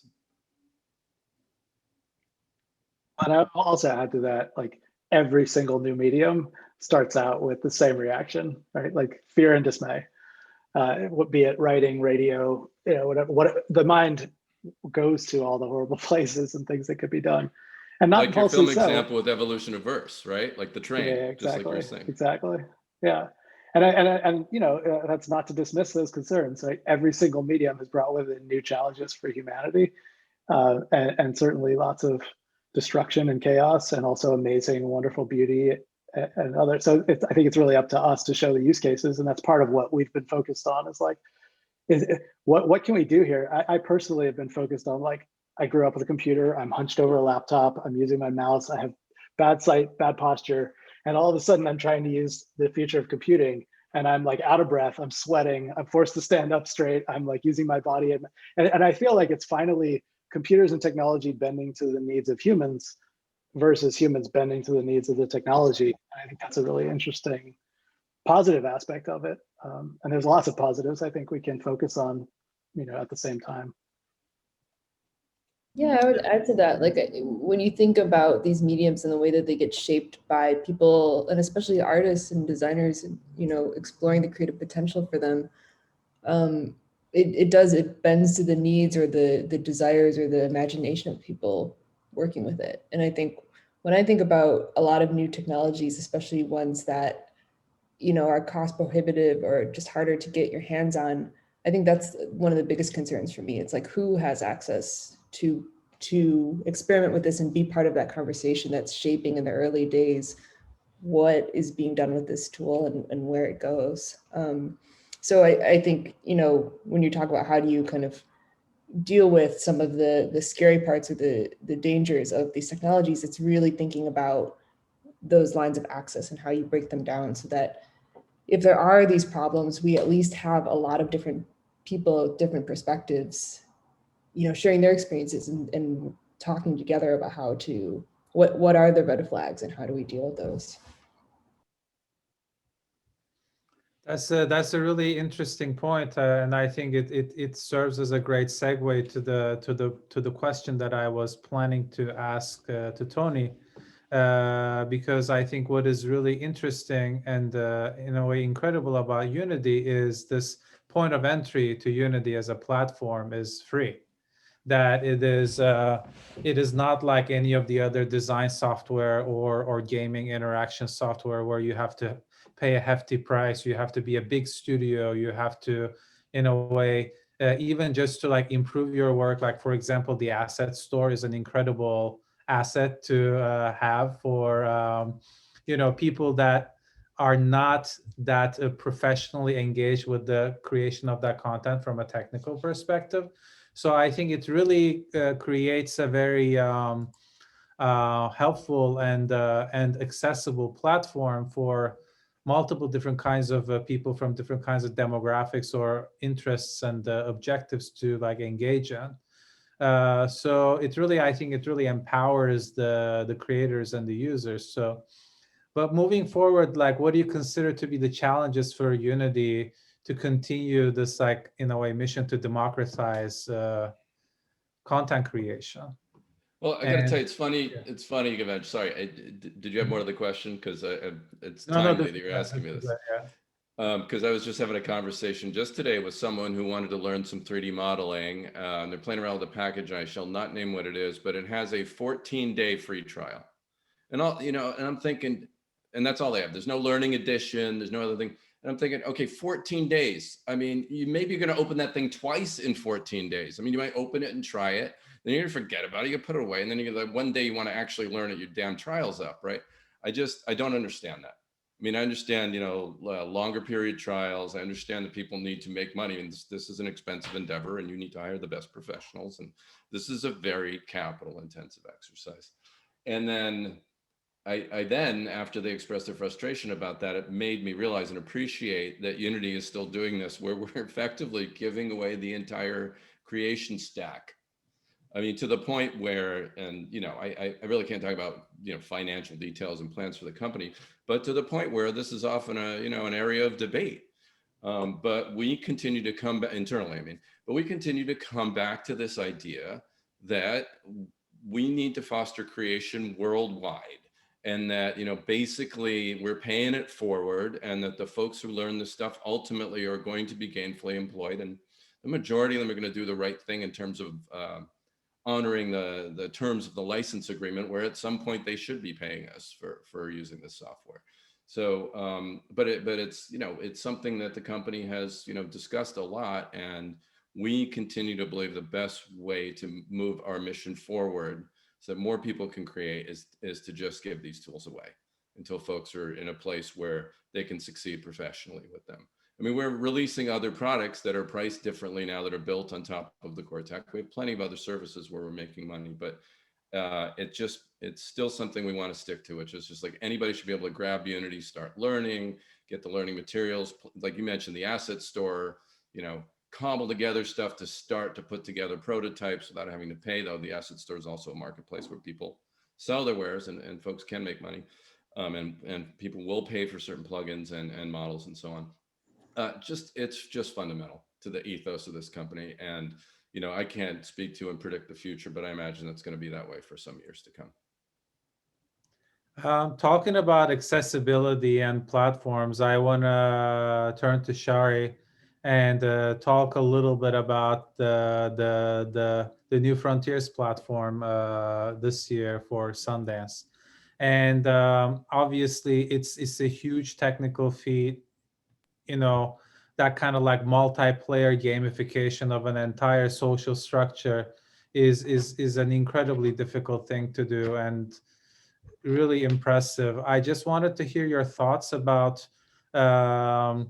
what that means for Sundance in general moving forward, about allowing that level of accessibility without any kind of geographic boundaries, because Sundance is in the middle of a ski resort usually, you know, in a yearly basis, that is so inaccessible, even though it serves for a more artistic and independent audience.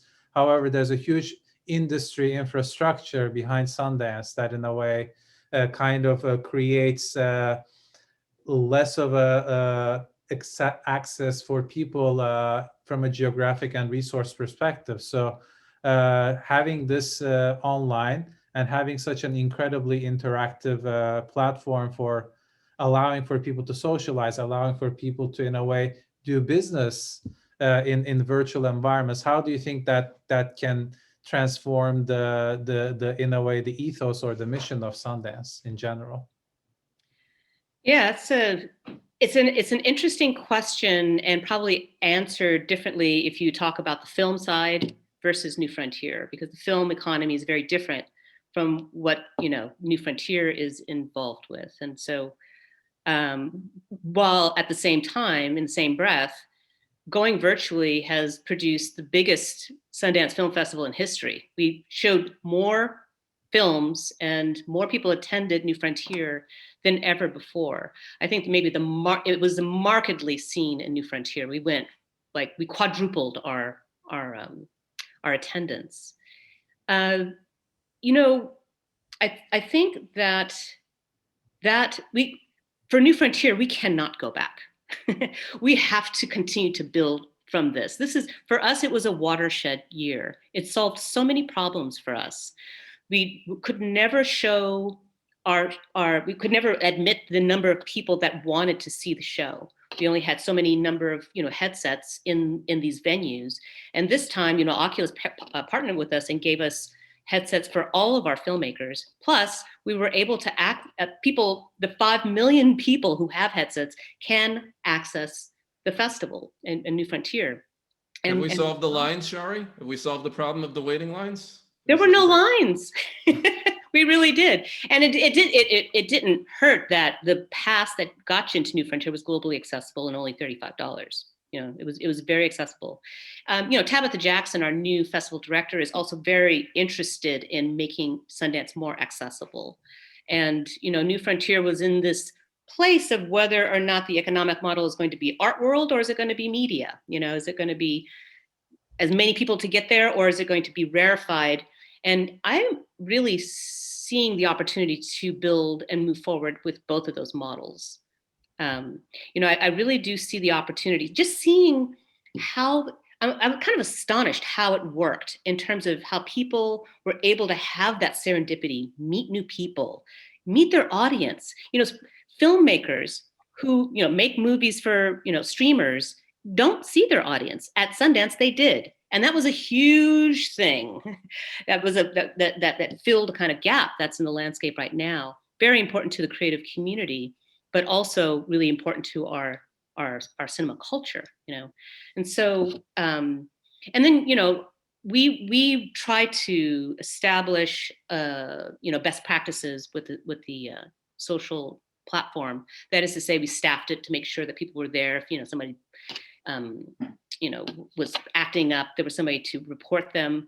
But the platform itself was open all 24 hours. And I, you know, would watch Asia come through in the middle of the night. They couldn't talk, they couldn't do the chat, but they were watching the work. And I realized, you know, this is as a world building experiment, well, more of an experiment, it's a world building project that is actually quite successful. It's going to be crucial to take all the things that we learned, that sense of like being there, the pain that we all felt after the rapture, after the world ended, that it was a real thing. People are, you know, having real new business conversations and relationships. To be able to do something that is virtual, that's truly biodigital, that is at once, you know, physical and virtual. And so, you know, the digital twin that Tony is talking about is really super interesting. And I believe that's the next step in this. But the body does need to come along with it. And that's what's really exciting. And I'm really excited to work on that as the next step of 22. I just wanted to say, go ahead, oh, sorry. sorry, I was just going to say, as a participant, attendee, it was so cool. I have to confess that I was skeptical about the ability to create the serendipity and the like kind of magic that is, Sundance and Park City. But within the first like 5 to 10 minutes, I had already met Lauren. I was able to see her and her partner Kyle's heads in a head, which was like an amazingly weird thing. And we had like an awesome conversation, and then other people were naturally flowing in and out of it. It was super cool. So like, I was really impressed. Yeah, and I mean, Aaron, how many of these systems have we seen collectively? These virtual worlds, so many of them are so clunky. I mean, it's still so early days. It's very hard to get this right. I was really impressed by what's that? We're even on one of them now, which is we're on one of them now. It's super clunky, right? We're just a bunch of rectangles. It's lame. But to be able to do that, synchronously with the presence and that feeling, I mean, it was so well executed, Shari. So good choice on tech platform and or production to get that going, because there's so many things. I'm very wizened and jaded about this stuff. There's just so many things that can go wrong. Right? So kudos. Well, I mean, I think related to that, like just again as a segue, I think what's interesting about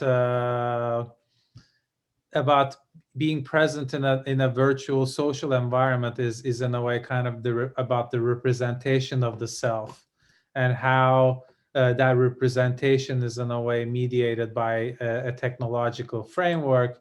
And we're talking currently about the performance of that framework, right? Because like in the case of New Frontier, that framework was actually able to accommodate for natural human interaction to occur between participants, like beyond the technical scope of it, right? That there was actually an element about the way in which that interaction was choreographed that allowed for natural human communication to occur.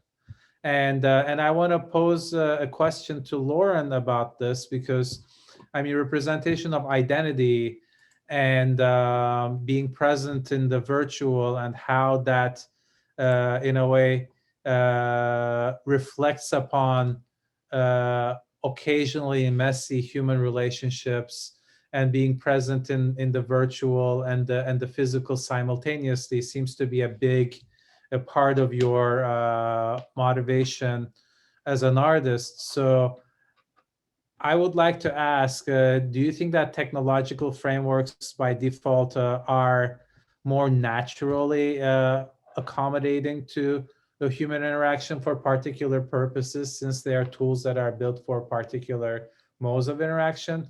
Or in another way to reframe that question is that, what do you think are the differences of presence in the physical world versus the virtual world of data from an artistic perspective in your mind? Yeah, that's a great segue, because I was just thinking about New Frontier, and just I think the sense of presence was so present. And one of the things that I was reflecting on that really worked about it was that I found has been kind of carrying me through this pandemic is just like, I think sometimes we have a tendency to think that like the highest fidelity mode of interaction will give us the most. And I think what we saw in New Frontier and what I found in some of my projects is that when you start to limit it, or you get very intentional about the interactions and what exactly is coming through, it can open up a lot of space for imagination, to fill in all those parts that are not just being streamed through a rectangle on your screen. But I mean, to move more towards your question, I've never felt that there's a really big, like a distinct difference between physical and virtual interaction. I mean, there are different mediums and platforms, but I think the problems and the opportunities are very similar. And just as in physical space, in a virtual platform, you're navigating these systems that have been built around you. And maybe you were part of building those systems or reinforcing them. I think, you know, in physical space, there's like the physical architecture of things, but there's also the kind of social layer that, you know, exists in the physical world and the virtual world that are kind of setting these parameters or rules that we tend to work within. So I'm always thinking about, I think the thing that's really exciting about virtual space is that it's just changing so quickly and new platforms and tools are being built. And as they are, I think I'm always reflecting on just like, oh, okay, and what are the new rules and the new parameters that are being built into these and the affordances? And like, who's deciding on that? And are there ways to push back or subvert or appropriate or reinterpret those rules? So it feels like a space that on one hand is developing really quickly. So there's a lot of risk of some of the same problems just getting re-encoded and maybe further fortified. But it's also, I think, an opportunity to experiment and to take things in a different direction if we're, you know, really intentional about how we want to connect and not just like, we need more connection. Please subvert more and faster. Keep all the stuff honest, right? I mean, from an architectural perspective, I think one of the more controversial things that I say to my colleagues is that one of the most unsustainable things to do is actually to build a building, because it consumes so many different kinds of resources and labor, and especially at this point in 21st century, the lifespan of an actual physical construction is so short, and it is expected to remain on the surface of the planet for such a transient amount of time that it almost makes more sense to create environments through media to accommodate for different kinds of purposes, like such as the the New Frontier platform. Like obviously there are different modes of experience when it happens physically versus virtually, but I think what I find interesting about this particular problem is that our physiological ways in which we interact with each other or the world is not in a way conducive to the kind of filters that we're creating that are networked filters to accommodate for different levels of interaction. For example, if we think about the two-dimensional world of interaction that we are constantly engaged in, such as like social media based on a screen or any other kind of like media consumption scheme, those are incredibly clumsy interfaces that do not necessarily align with our sensorial experiences, right? However, when they do align, then there's a certain sense of, I would say, fear that occurs, that it starts to cross over into this uncanny territory of experience, right? That it is no longer in this two-dimensional representational realm, but it crossed over into the experiential realm. So it is no longer media, but it is experience, right? So I find this to be one of the interesting conundrums of creating immersive experiences, in the sense that they are aligning with a certain kind of sensorial scheme to like fool your senses into believing that there's a higher level of reality that you're experiencing. That is like 2.5D, so to say. But maybe that can lead me to my next question, which is about thinking about this in reverse, which is, again, like a general question that I would like to talk about, is how do we, in a way, digitize the physical world? With the proliferation of and the spatial digitization technologies of what we have, like such as environmental sensors and photogrammetry, like extended reality schemes are thriving, especially in the context of augmented reality, as we talked about already. But there are privacy concerns in relation to the collection of information and the methods in which data is being harvested from physical context in order to create virtual context, right? Especially in particular with technologies related to facial recognition, location tracking, and other methods that are used as elements to create those kinds of virtual environments that we can eventually experience. So In that regard, how do you believe that a responsible, equitable, or fair data management can be established when it comes to urban and architectural environments? How can we, in a way, create platforms that could be the basis of these kinds of digitized environments that can extend into geographies beyond that particular physical context, but how can we do that in a way responsibly and equitably? I will say we have seen some early abuse of this kind of thing when you look at, the sort of Pokemon Go phenomena that happened around folks being able to tag locations with content that was maybe inappropriate, or put it in places that were necessarily open to having anything put in there in the first place. So there's a whole permissions side to this, as well as privacy and a governance side to this that is nowhere near being figured out. That's not an answer, that's just an observation. I think one of the challenges is that when you talk to people about things like privacy, it's very abstract, or it's not quite on a scale that we can viscerally or intuitively understand it necessarily. And so I do think there's an opportunity when it comes to art or media to try to build those metaphors or give people a way of understanding. When I was doing the project I mentioned, where I was, being Lauren in people's homes and watching and controlling and basically being their Alexa, one of the main motivations there was saying, okay, it's very hard to conceptualize like Alexa's taking all my data and streaming it and storing it on some server somewhere. What do I care? But as soon as they felt like, oh, there's a human on the other side, oh, suddenly I feel some attachment to my privacy and my data. So that's one example, but I think there's a lot. It's a really rich area where we could do some of that work of helping people not just see terms of service, but wrap their heads around like, what does that feel and how does that sit with us?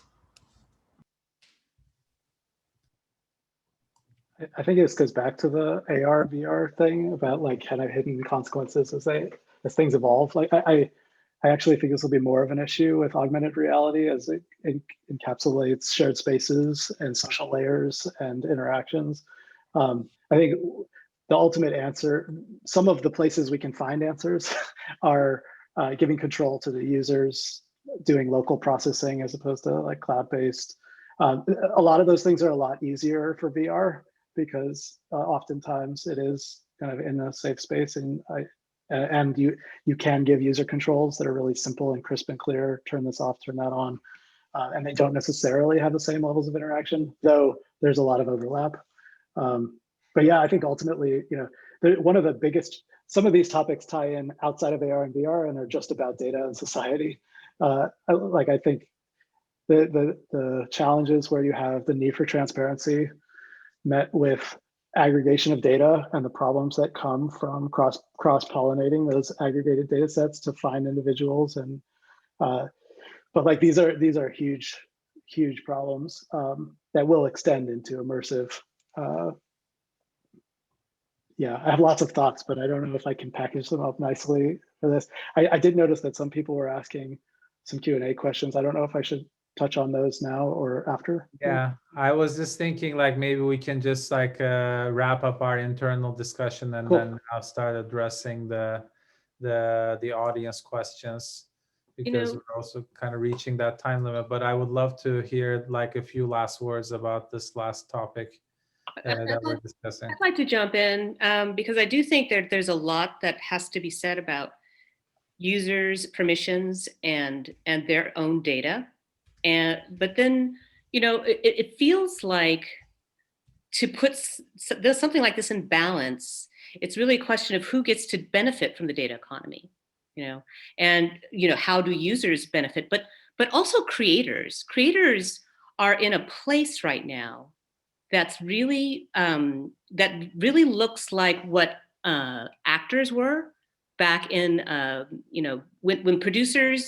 when studios owned Hollywood. You went to go see a Warner Brothers movie. You didn't go see the star who was in that Warner Brothers movie. And they unionized, they came together, they organized, and agencies developed around that talent, and it completely swung the balance into now we have a celebrity culture. We're at an inflection point, I think, around creators and our power, the creative community's power in this landscape, because you don't go onto your device unless you're going for content. And right now, it feels like there's another strata of business that needs to develop that will fortify the power of the creators. And this will benefit everybody. Everybody wins when this happens. Right now, it's because it's unsustainable where we're at right now, where all of the money is going to these, monopolies. And pretty soon we're going to have a credit crunch. What we need is a filling in of this economy where creators are actually given their due. If that makes sense. Maybe it's blockchain. Crypto? No. I would settle for a new class of agencies that really help creators come together. For instance, and this is not an example of what I want to happen, but it's actually happening. The war between Fox and Facebook and Google in Australia. It's a perfect example of this next step starting to happen. That is to say, Fox did not want, they wanted their news content paid for and not given for free on Google, on Facebook. And that was a huge deal. And that's like step one, that's the baby step that had to be taken by a company like Fox. But other companies can come up and take those steps in different ways to start to balance this scenario. All right. So I'm going to move on to the audience questions, and I think we can go through them fairly quickly. We're also running out of time. So the first question from Kurt is for Shari. As a participant in the film party virtual environment with others around, have you noticed anything interesting about your own or others' behavior? Well, part of it is so much of a product of our context of being in lockdown, and just really needing to break out of these Zoom boxes. Just the thrill, there was just such a sheer amount of joy that was happening on the platform, and sharing. It was a little bit like watching people doing VR for the first time. That thrill that a technology could actually speak to your humanity in such a deep and essential way. That was really remarkable. And I think it had to do with the fact that it related directly to what Zoom is. This is how we're doing it. Everybody's doing it. We were like, all right, well, we're just going to bring, doing it at my house, going to bring the Zoom boxes into what the kids were doing, which is Fortnite, put it together and, make it happen. And it really was that kind of simple mathematics of elements that was meeting people where they're at. Yeah. All right, the next question is for me. What program are you using for your virtual pinups? Is this something created specifically for that purpose, or is it publicly available? For our pinups, we're using this software called Spatial, which is basically, if people in the audience know what Miro is, which is a two-dimensional presentation program. It's a three-dimensionalized version of it, which also allows you to upload 3D models. So we, in a way, kind of hacked it for our own purposes, created scaled up models in order to represent architectural spaces that everybody with a Quest or with a mobile device can have access to. However, our robotic control telepresence software is something that we have developed natively based on Unity, and that is something that is a closed platform type of system. The next question is for Aaron. It's from Dipinti. It is asking, My peers and I have used VR gear and struggle with the challenge of motion sickness with the headset on for too long. Supernatural looks absolutely fascinating, but I'm wondering, does it also address the missing movement coordination issue? Yeah, and certain people are more sensitive than others. I happen to be one of the people that is rather sensitive to VR motion sickness. So we built it from the ground up, taking all the best practices into consideration. The most important thing is starts with 6 degrees of freedom, so it does respond instantaneously to your movement. We're also running at 90 frames per second, which means that your vestibular system registers with your visual system, and that's what causes the disparity there. It's what causes the nausea. We also are not having you locomote. Everything's built on the size of a yoga mat, and you're actually magically transported from one location to another as opposed to moving around. I wanted to call out that the image behind me is a not great representation of a bunch of really magical images that Bjarke Ingels is working on with us to create a special space that uses, it kind of deviates from the practical constraints of reality and gravity. It's like a Mobius inspired data-oriented space, which maybe I could share more about another time. But I think importantly, locomotion and movement in these spaces is really important. And it's where I think deviating from the paradigms and metaphors of reality is valuable, because we can embrace the fact that it's VR and teleport and share and yada yada. Okay, so the next question is for Tony. Going off of Unity's brand identity of we empower creators, Jennifer's asking if the company has any residency programs for creators to support emerging artists, and if so, where can she apply? At the moment, I believe the answer is no. We did that a few years back for a bit and had a couple of artists in residence, but it's been a while. Let me look into that again, and then if you can get back to people later with an answer, that'll be great. I will ask internally. Sorry, Jennifer, I don't have a crisp yes or no at the moment, but not that I know of, but you never know. So I'll let you know later. The next question is for me, but I think it requires everybody else's participation as well. Christina agrees with my comment that buildings are the most unsustainable solution for creating spaces. However, she's wondering how far are we from bringing the other senses other than vision into these new realities and experiences, and is it necessary actually to bring in other senses into these experiences? Well, it's clear that the role of audio is key, right? I mean, we're seeing what's going on with the Clubhouse and Twitter Spaces and all that right now. And I got to say, I was really skeptical in particular about Clubhouse with all the buzz and all, it's getting that Valley style hype already, right? And you're just like, do I need to? But I've taken the plunge, and I got to say, I've been in a few sessions now where that sense of presence purely on audio is making me feel like we've definitely had a missing dimension, which makes me think that's probably why, folks like High Fidelity have invested so much in trying to get really good quality audio. And then Philip and team have known that for years, that it's vitally important. Beyond that, these other senses, I mean, I think clearly the next realm would be all that, proprioception and haptics. And I know Aaron in particular has experimented a hell of a lot with that stuff. I don't know if you're going to pick up from there, Aaron. Yeah, I was just going to share. I think one of the things we learned from Life of Us is, though it may appear hokey, having a fan is just so valuable. I mean, it's valuable, first of all, for fitness application, keep you cool, but just the feeling of wind blowing against your face transports you to that environment in such a different way. And we found there is a compounding effect as you layer in senses. It's not just an incremental boost. It's like it's a exponential gain that they all multiply off each other to tell your brain this is real, this is happening.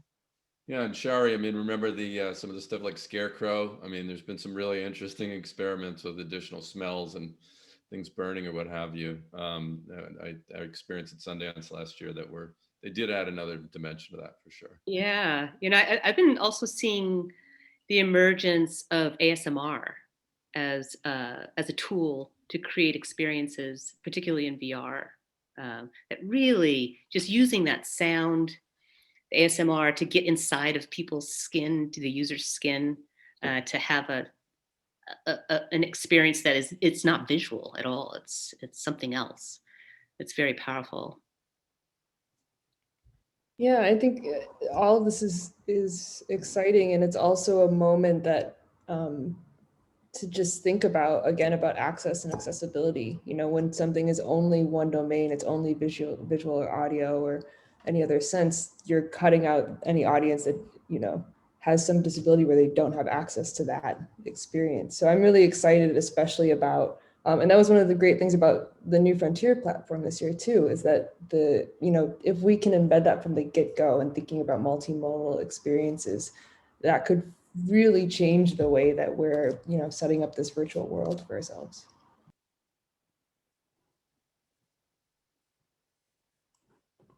I All mean, right. Oh, go ahead. Yeah.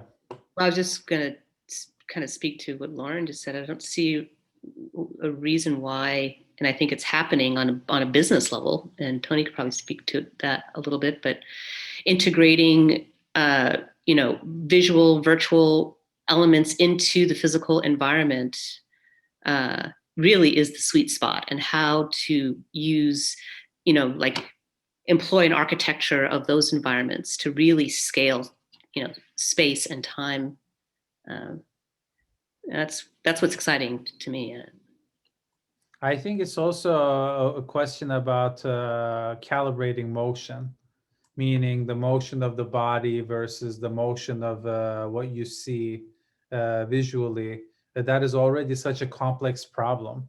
I discuss this with my students all the time, because each time, especially in the beginning when they're creating VR content, they basically are so seduced by the absence of physics in a virtual environment that that anything is possible, right? However, the fidelity of that experience, in a way, has a high believability threshold. Meaning, I think you need to first convince your audience that this is a believable experience, and then gradually suspend disbelief to introduce them into something, an experience that is something that you cannot experience in physical reality, right? I think that is a very interesting, highly nuanced threshold about the way that we perceive visuals and motion. Especially I experience that when there's an absence of like a baseline or a floor or fast motion, acceleration, teleportation, and what have you, because those are all things that obviously one cannot, in most cases, experience in the physical world. However, it usually helps to initially ground the experience in a certain sense of familiarity, especially in the scale of motion, I would say, and then kind of transgress that to create that sense of wonder and exploration in VR. You know, Gavench, that's where the human can really scale the digital experience. You know, how many of us have been in the Zoom meetings, right? And it's like 1 hour is that's it. You know, like after that, it just starts to get painful. Yeah. But there was a speakeasy at New Frontier. We teamed up with IDFA Doc Lab, Casper Sonnen's program, and he had a whole playground of social experiments, you know, restaurants where, you know, your photo or your, like, you know, live stream would be like on a couch, and or you would be in a karaoke room, just really simple, you know, 10 people at a time, spent hours in there, lost time, had conversations. I mean, really, it's the design of what we were actually doing was the same thing we're doing now, looking at a computer, live streaming like bits of our bodies. But it was the design of, you know, the imaginarium of these environments, and that and the human aspect of the willingness to like take it. I am in a karaoke, you know, and let's do the things that we would do in karaoke salon. I'm in a restaurant. Let's have some dinner dates, and let's go for drinks in a bar and actually stretch it out and not feel the pain of what it feels like being in a Zoom box. So it's like to tap what the human brings into the equation. I think really is essential to figuring out designs that are that consist more than functionality and more than fidelity. It gives that presence. I think that was a nice way to wrap up our discussion today. I cannot express how thankful I am about your participation. I think it is an incredible group of people who are focused on thinking about the same problem from different perspectives and different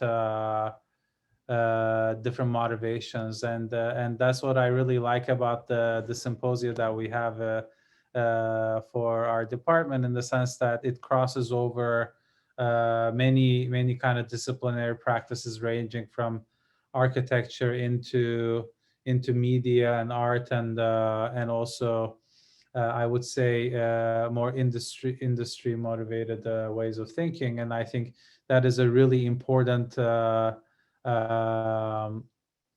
thing to do in terms of allowing for different kinds of voices, different level, like kinds of accomplishments to be represented in the same discussion and platform. So again, thank you so much for all your participation.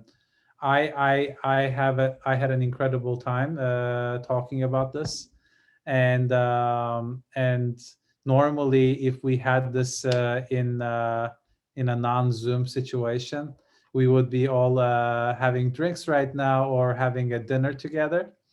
Hopefully next year we can have a mini version of this again, where we can kind of